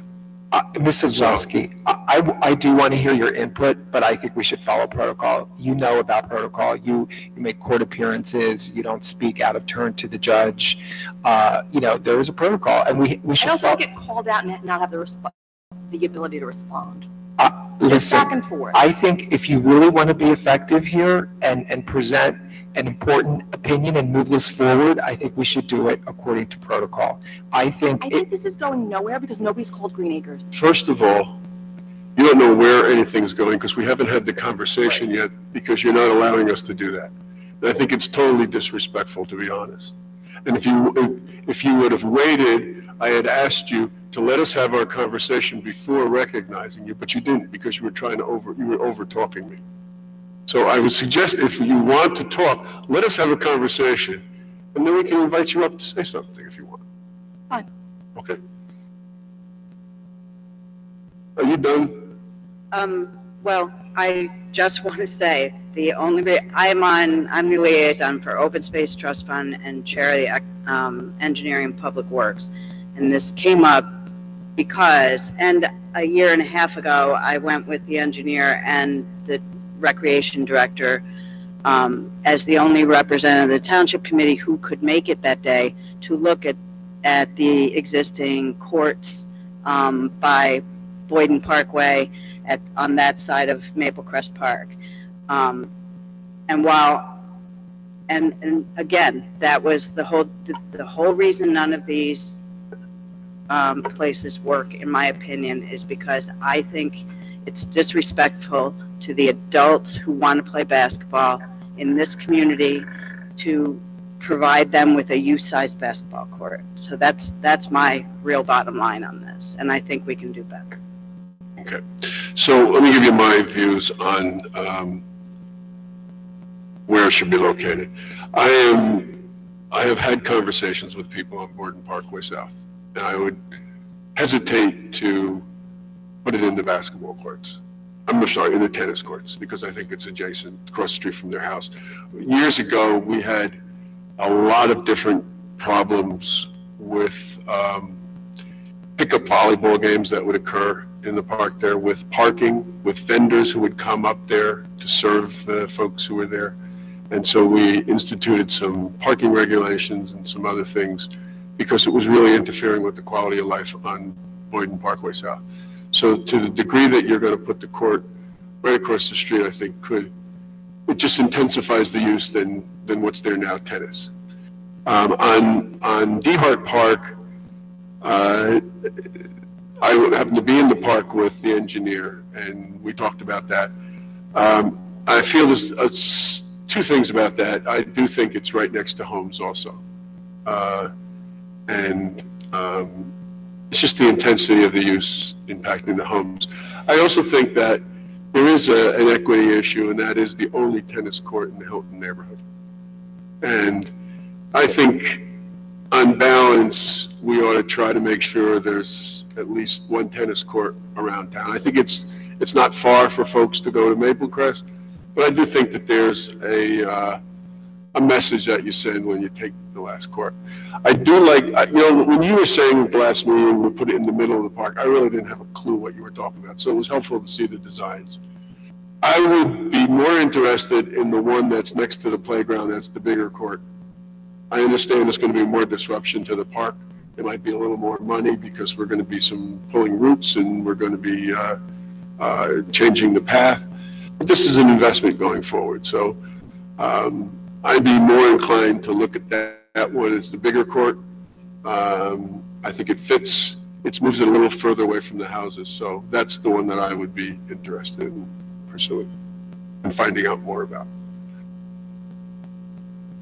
Mr. McGee. I'm in favor of moving forward as soon as possible. From my memory, I remember being at that meeting at the Hilton branch, the library, and being overwhelmingly impressed by the residents and people there who wanted to move forward. That was my memory of that. I wasn't on the Township committee at the time. I might not even been running for office, but I do remember that. So I remember they were ready to go back then. I also like to have it in Maple Crest Park as well. A lot of sense because it's centralized and it's an activity that can bring a community together, and not always a new community. A lot of people moving into town. In terms of the size, I don't care. I personally, people want to ball. They want to play ball. We have the open gym night at the Columbia High School. It's really 2 courts. We split it. People run.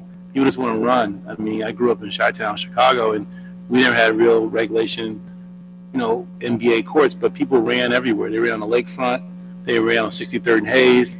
They just want to run. And so if you don't put hoops up, people can't run. And, that's what it's all about. I play softball, in Old Man Softball League, and, our fields are different from the baseball, and I don't know who plays soccer here, Steve, sorry, but I just think we need to put these courts up as soon as possible to get this going. Bottom line. Right. Do you have anything else you wanted to say? I did because I asked a question. You did, actually right. expressed my opinion, Right. so I'll do that now. I'm in favor of moving forward. Let's just get this done, okay? We need a court. People want to play. Let's give it to them. We've talked about this. We've had another lengthy discussion about it during my brief tenure on the committee last time we were here. And I understand there's been a long history of at least a couple of years about it. So I'm in favor of moving forward as soon as possible. As far as location is concerned, my 2 favorite locations were the one the mayor mentioned by the playground, Maple Crest Park. I agree with Mr. McGee. It should be in Maple Crest Park for the reasons he stated as well. That location also allows us to do something bigger, a bigger court. I also liked the third option, I think it was in your schematics, which involves repurposing one the tennis courts. I do understand what the mayor, though, voiced concerns about noise to the residents nearby, and I'm probably motivated in my preference for that one for selfish reasons because, you know, I always whine that we don't have a hitting wall in town, and you know, it's always good to have a hitting wall. So that's my opinion. Okay. So it seems that the majority opinion is to move forward, looking at Maple Crest Park. Okay, and we have a couple different options there. Yes. And I think we can see how big we can make it in each spot and how much disruption will be required. And Ms. Adams, I apologize for cutting you off before. My frustration is that, you know, if we don't have the room to put a regulation court in the perfect place, the room isn't going, another year or two isn't going to change the amount of room we have. I think there are other options that we didn't thoroughly look at, and you did more than cut me off. So, apologies accepted, but how you spoke to me.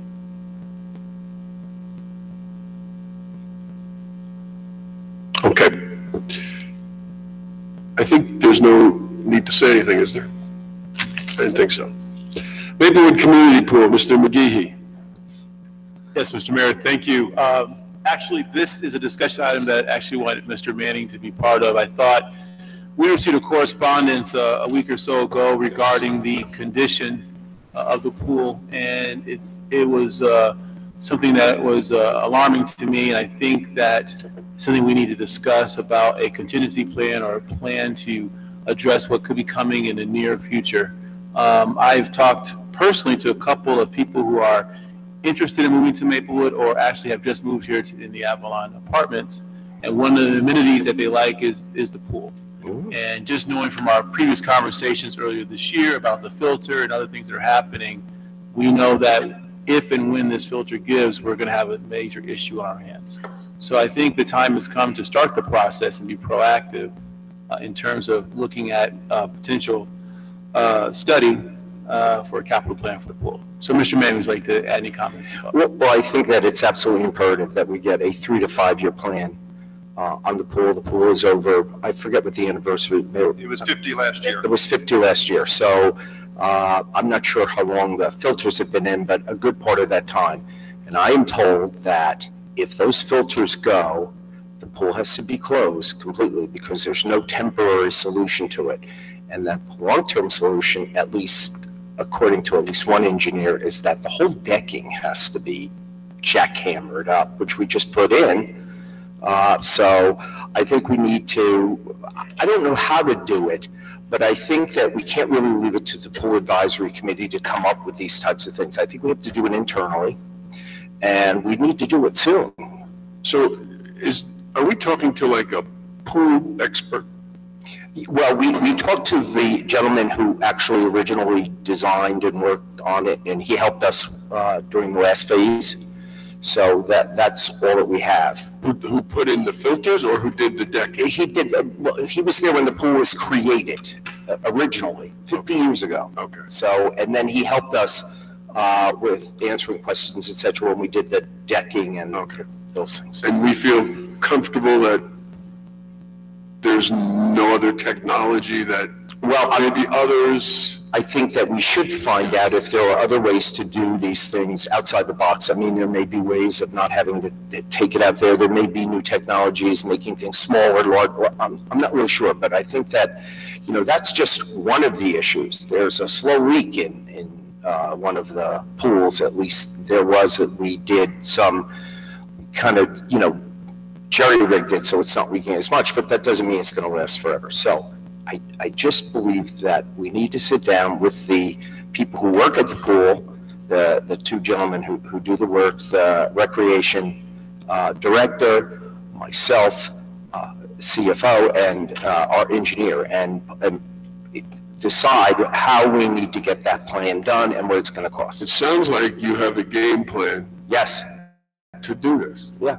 Does it not? And we have, you know, we have the Avalon contribution of $100,000, which we can use to fund some experts coming in, and we can prioritize. You know, $100,000 nowadays at a pool is going to go quick. Right. But maybe there are a few interim steps we can take to to preserve this. Just remember, the pool is self-sufficient. Well, it's supposed to be self-sufficient. Well, whatever, improvements get made, it gets passed to the ratepayers. Yeah, well, And they're already paying for the improvements we made 7 years ago or so. Yeah. And they got 4 more years to pay for that, so. But however, the township may have to step in. Okay, but you have a plan as to who the team is that you need to sit around the table and do it, and I think we're authorizing you to do that. Right. And, I think while the pool advisory committee would certainly like to be, included in discussions and is happy to help out, I think what we need to do in terms of a capital plan for the pool, everyone can agree goes beyond what we can expect of a volunteer citizen. Absolutely. Yeah. Yes. And we might be able to, like if it goes down, we can put a basketball court run, over the top. I don't think you want to bring that up. Thanks for sharing. Sorry. Thanks for sharing. We'll talk later. Okay. Can we get a motion on consent agenda with yours? Ah, jeez, I thought we were going to do this, so I just assumed we could go ahead by. The assessment, in the budget hearing, we had a conversation about the need to increase these assessments.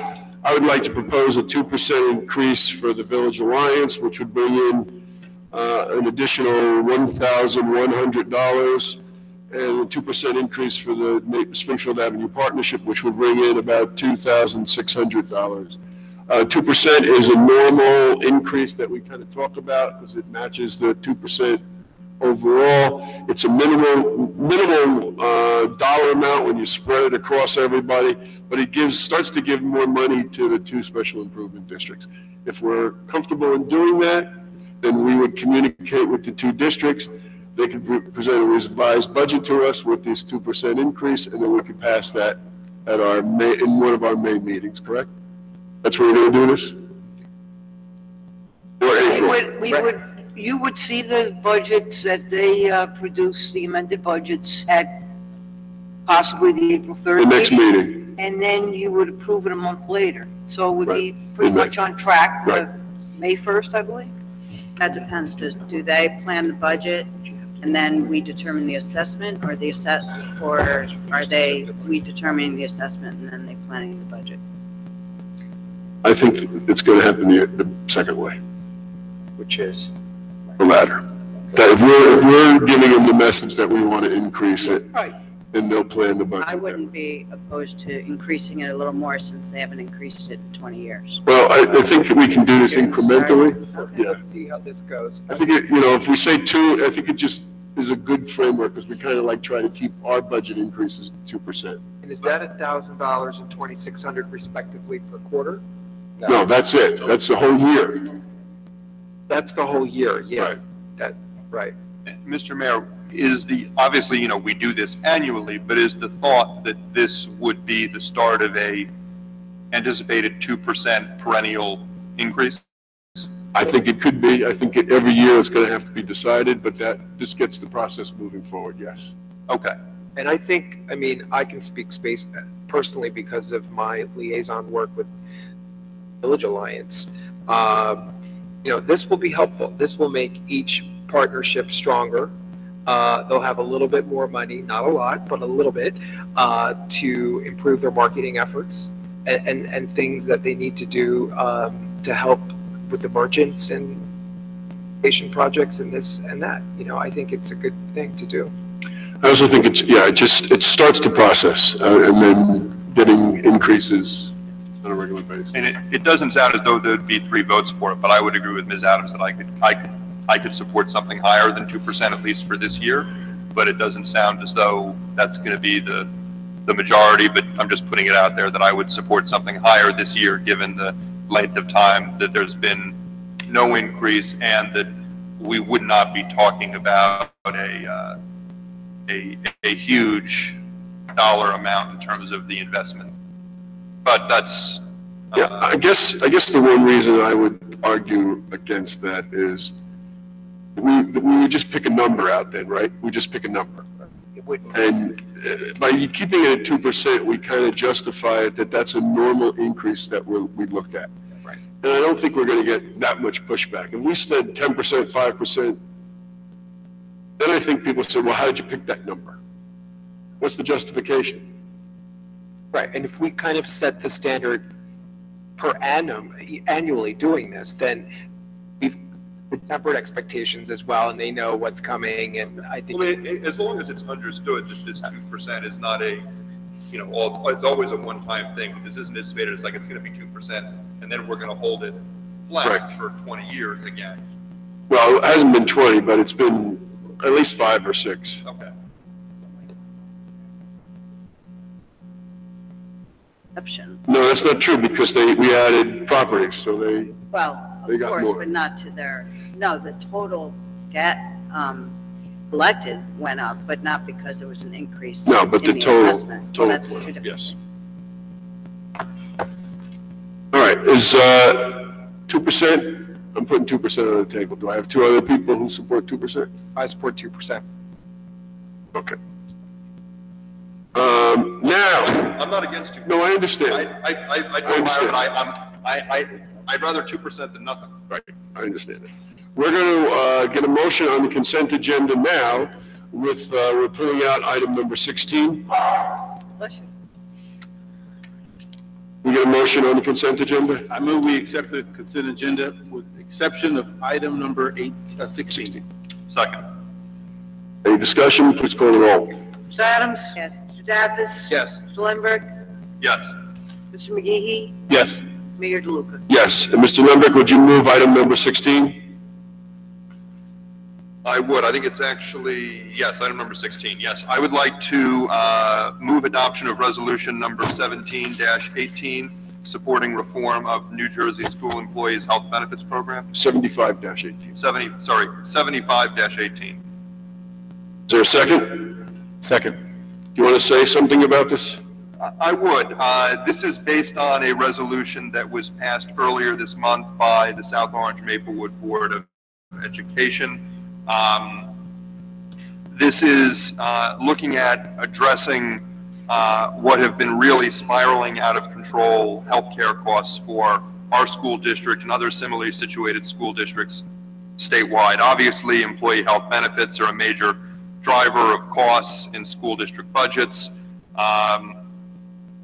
And even though now, since 2011, the teachers and other employees who are in the program have been paying part of their own insurance costs, we're going to pay $12.5 million on health insurance premiums in this budget that the Board of Education is putting forward, which is nearly 10% of the district's operating budget for the year.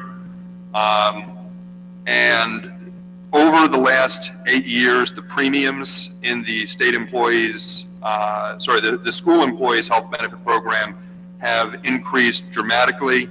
They've gone up, the minimum has been 5%, and 1 year it went up 23%. And this is corresponded with a period when the state has failed to provide funding to the local school districts in accordance with the School Funding Reform Act, and state aid to school districts has largely remained flat. So obviously these health insurance costs have far exceeded the 2% property tax cap. So what our school district and others have had to do is take money that otherwise was going to the classroom and to other programs and shift it as the, for lack of a more descriptive image, the piece of the pie for healthcare costs has gone up. And while costs have gone up over the past decade for healthcare generally, it has not been nearly as severe as what's been seen in this school employees health benefit program. For example, the state health benefits program, which provides health insurance to most state, county, and municipal employees. And Mr. Manning, I think that's how our employees here at Town Hall, and yes, they're through the state health benefits program. They have adopted over the last couple of years a number of different offerings to offer lower cost options. They've permitted incentives to encourage employees to enroll in lower cost healthcare plans. But the school employees program has not done that. It's basically been deadlocked and hasn't changed in a number of years. And this year, the premiums are increasing 13% in the school employees health benefit program, while the premiums in the state health benefit program, which, as I said, is available to municipal employees, state employees, the premiums actually, in most cases, did not go up at all this year, or the increase was very small. So we're looking at 13% for one and 0 or close to 0 on the others. And it's estimated that if there's not changes, reform in the system, that the increases next year are going to be as much as 15%. So every year this is going up double digits, and there's no way to tax ourselves out of this, even if we could afford to.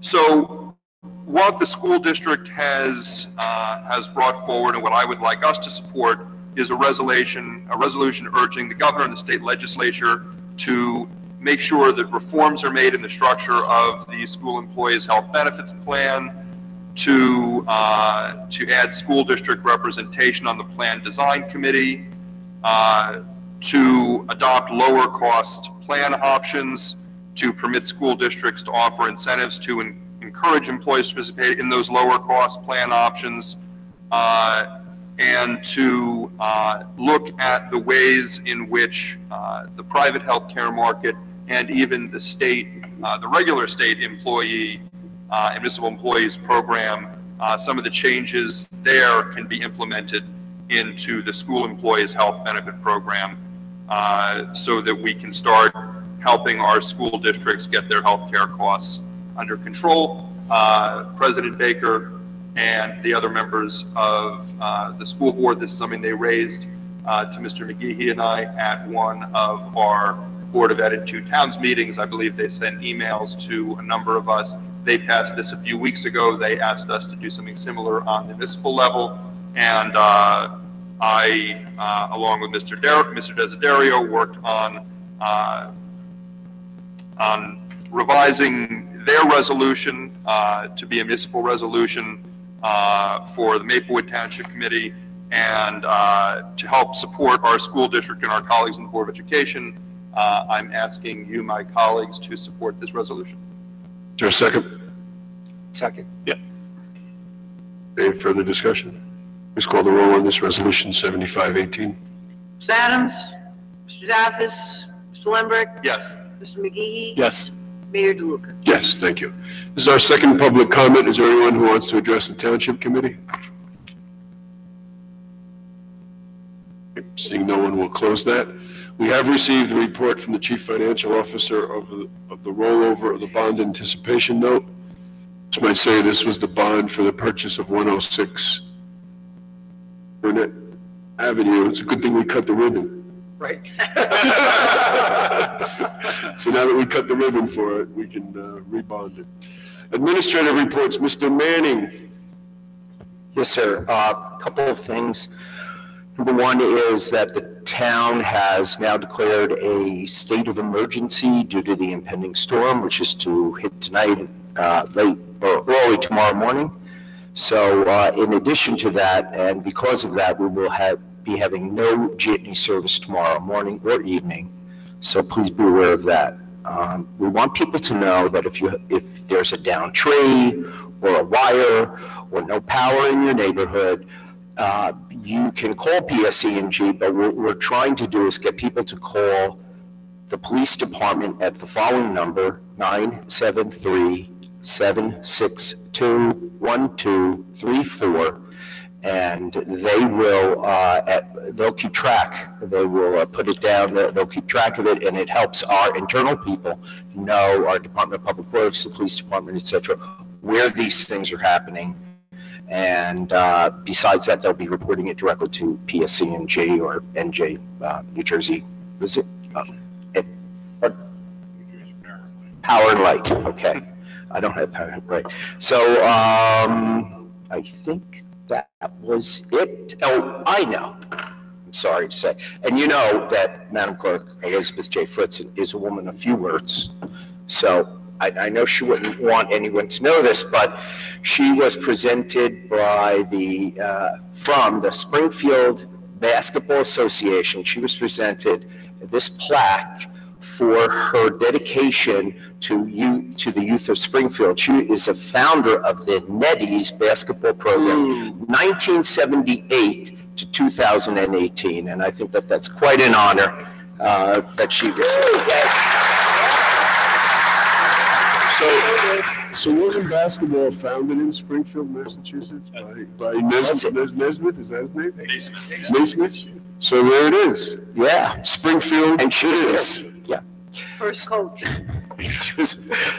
And that's the end of my report, unless there is some questions. Just one other thing on this, on the storm. We did have an emergency meeting today. Yes, and we did review the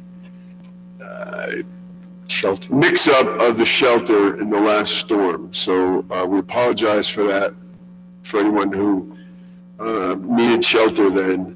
We did get it corrected, but it was a little late. But this time, we are opening the shelter tomorrow morning at 8 a.m. and it will be open until Thursday. Right. It's at the Community Center in DeHart Park, 120 Burnett Avenue. It's a warming center. It is a shelter. It has emergency power. So we did lose power last time and the generator kicked in. So this is a place that if you do need warmth or if you need to charge up your electronic devices, this is a place that you can go to. And while the libraries are open and the library may be closed. Well, yeah. So in town hall, we don't know. So, but yeah, if those are open, then they can come here also. Right. Tomorrow morning, town hall will be open. Yeah.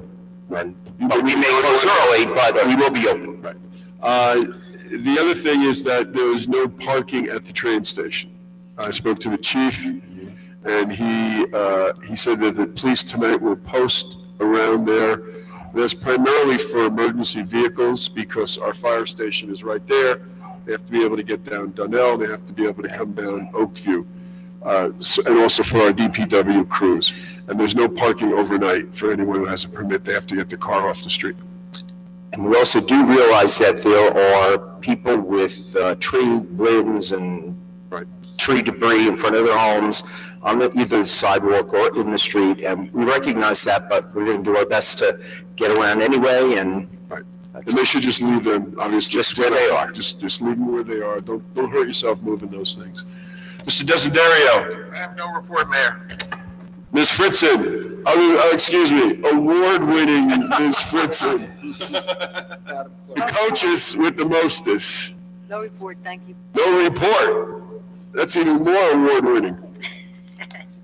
Reports from elected officials. Mr. McGehee. Really quick, Mr. Mayor, I just want to first congratulate the faculty and students of Columbia High School on a wonderful musical Hairspray. It was unbelievable. I'm sorry I missed it. Unbelievable. So kudos to everyone. Bravo. Also like to congratulate the MIND organization on a successful gala. They were able to raise a substantial amount of money, which will be provided or used to help feed our homeless in the area. And then also just wanted to recognize Matt Solomon, the great work that he did at the Soma Film Festival, which is now in Maplewood. The mayor and I were at opening night. It was wonderful to see all this great film and directors here in Maplewood. So that's my report, Mr. Mayor. Thank you. Mr. Lindbergh. Yes, a few things. First, pool signups are now open. You can register for the Maplewood Community Pool. You can do that here at Town Hall. You can do that online. And the early bird pricing is good through April 2nd.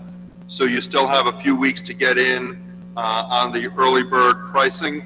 And while you're signing up for the pool, or even if you're not signing up for the pool, I encourage you to donate to Pool Pals and help some of those residents and families that are less fortunate in town to subsidize their pool membership so they can enjoy the facility over the summer. We had a number of things from the Public Safety Committee that were discussed tonight. One thing that I wanted to mention is we are continuing in our traffic and pedestrian safety efforts. We now have several thousand of these armbands, which say, "Be bright, be safe." And we are going to, on an upcoming evening to be announced, the police and members of the Township Committee are going to be giving these out to commuters at the train station. These are also available through the police department. And these basically work like the slap bracelets the kids have, where you can put it around your arm or a bag or something else so that you'll stand out. Because a lot of us who wear dark clothing like this and then are walking away from the train trying to get to cars or to homes at night are really not visible in the dark. So having something on that's reflective, that's bright, will help with pedestrian safety. So that's something that I want to let people know is going to be on the way, so you'll be able to grab these. The last thing I wanted to just briefly say, and this is a topic I rarely address briefly, but I had originally asked for a school funding item to be placed on the agenda tonight. I pulled that off because it's very much a rapidly moving item down in Trenton. But I am glad, and many of you have probably seen the reports, that we are receiving an additional $484,000 of state aid this year on top of last year. And last year, some of you may recall, mid-year, there was approximately $250,000 added above the initial. So this is on top of last year's funding and the additional funding received mid-year. There's an additional $484,000 of state aid. That being said, we are still down approximately $1 million in state aid from where we were a decade ago. That's about 15%, despite the fact that we are up over that same period of time about 15% in enrollment. So I'm grateful for the additional amount that we'll be receiving, but I think that there are additional steps, including some that have been proposed by Senator Sweeney, and some steps that have previously been proposed by our own representatives here in District 27, Senator Cody and Assembly members Mila Jacey and John McKeon, that I think would further benefit our district and further help to more fully and more fairly fund our public education in districts like ours. So with that, that is my report, Mr. Mayor. And just on your last point, I don't know if you saw Sunday's Ledger. They did an editorial on school funding, which they said Murphy's school funding plan is better but not fairer. And it did talk about the need to really look at some of these overfunded districts.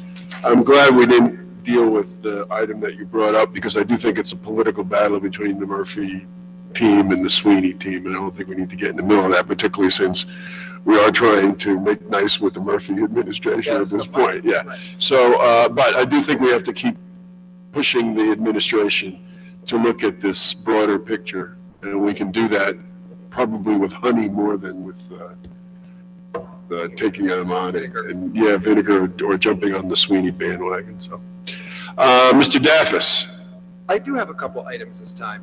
I'll be quick about them since we've had such a long meeting tonight. Let's start with senior affairs. Regarding affordability, I'm really proud of the committee's work.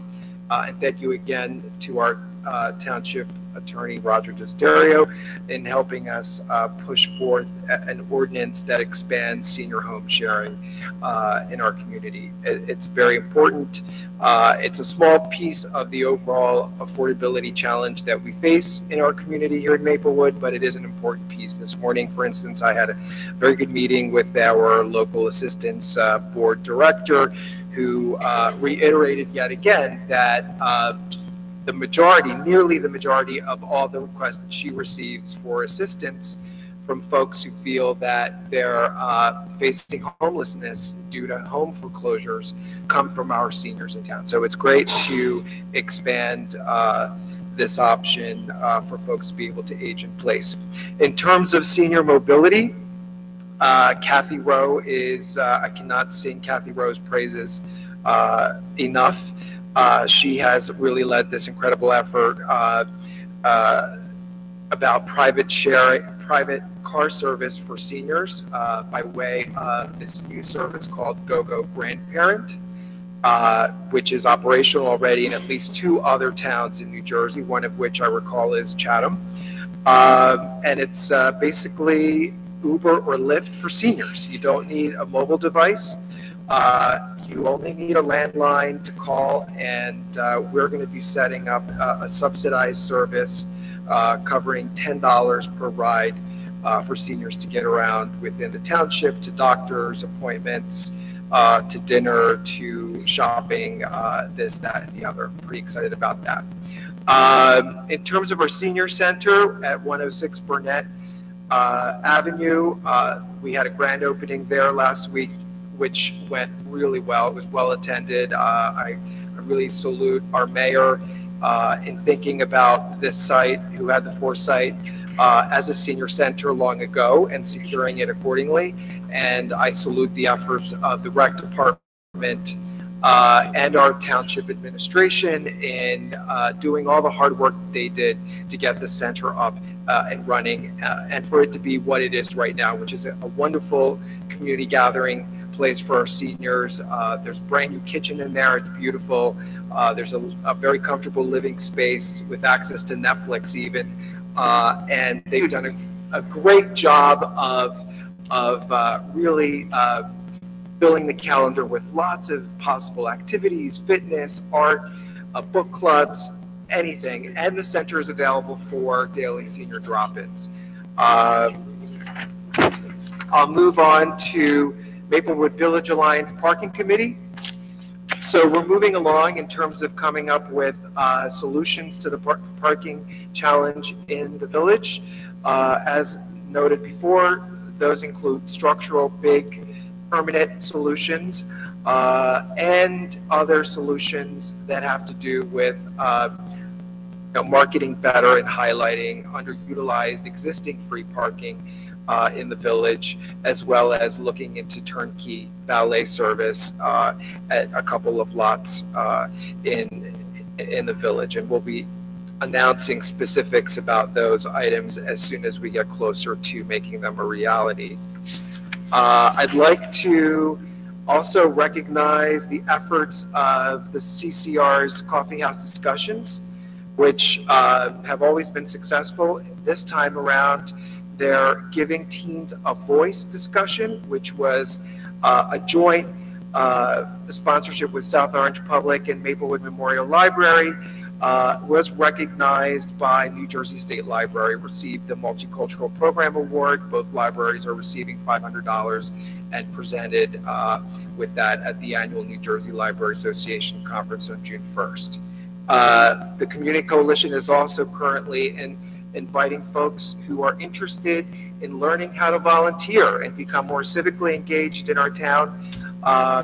They are the Civic Engagement Workshop is, the series is going on April 7th, 14th, and 21st.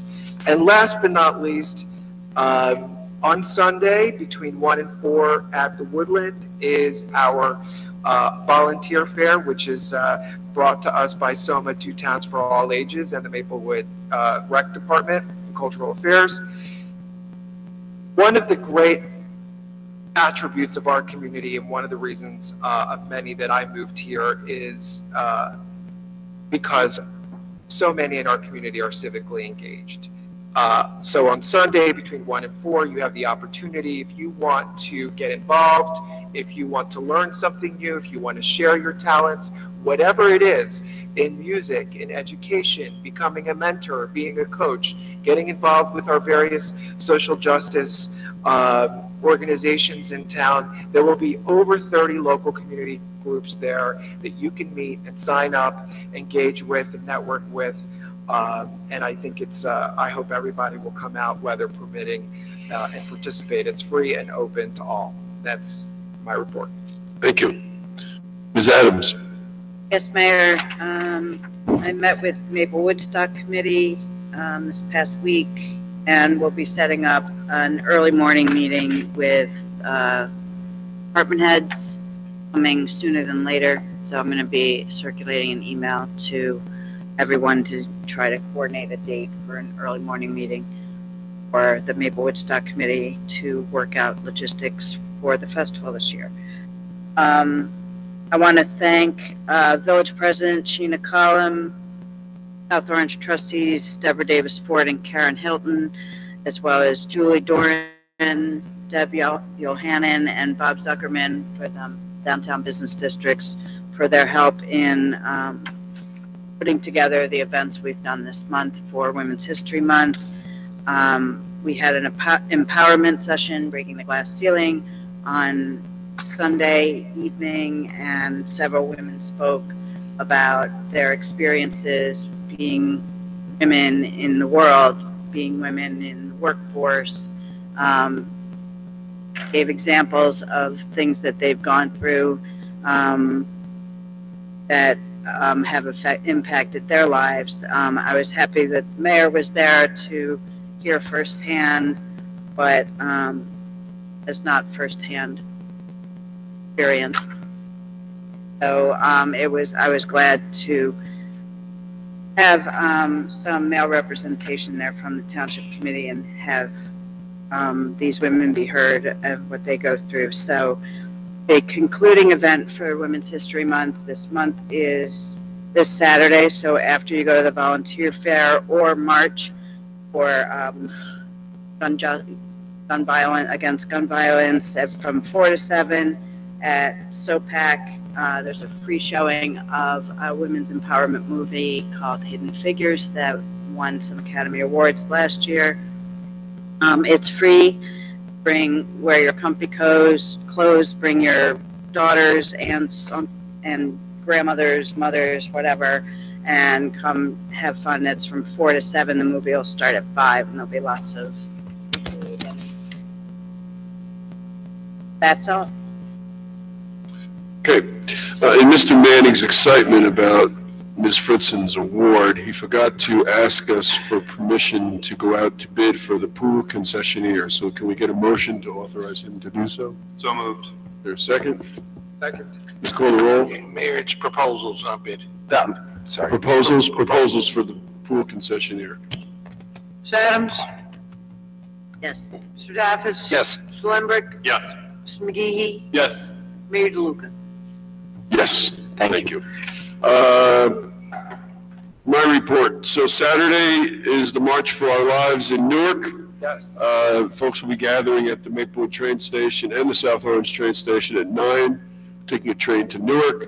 The march is at 10 a.m. It starts at Military Park. I'm not sure of the route, but that's where people are gathering. Is there a rally at each station? Yes. Pre-rally? Yes, pre-rally at our station. The week of the 26th, the Monday, Tuesday, and Wednesday, the Township Committee will begin the process of interviewing for a new Township Business Administrator. As you might know, Mr. Manning is retiring on May 31st, so we're in the process of replacing, if that's even possible, May 11th. Also, April 3rd is our next Township Committee meeting, and that is where we have scheduled the final decision on the police chief. So we will be interviewing the 2 chief candidates one more time on March 29th, and on April 3rd, we anticipate making a decision. This Thursday evening, the Springfield Avenue Partnership and Township of Maplewood are sponsoring a community summit at the community center at DeHart Park. That'll be at 7:30 p.m. Tomorrow night, I think it might not work, but there is scheduled at the library the Ideas Festival, and this is the one with the reporters from public radio. So I think we're reaching out to them and seeing if they're available on another date, because I don't think we're going to be having that session tomorrow night, but you can check their website. The next Ideas Festival event is Saturday at 2 p.m., and that is our I'm trying to, we give it the award for the Ideas Festival is that day. Then on Sunday from 12 p.m. to 12:01 p.m., there's the egg hunt, and that's across the street. So it goes very fast. If you're not there at noon, you're going to miss it. And that's everything I have. If we can get a motion to adjourn.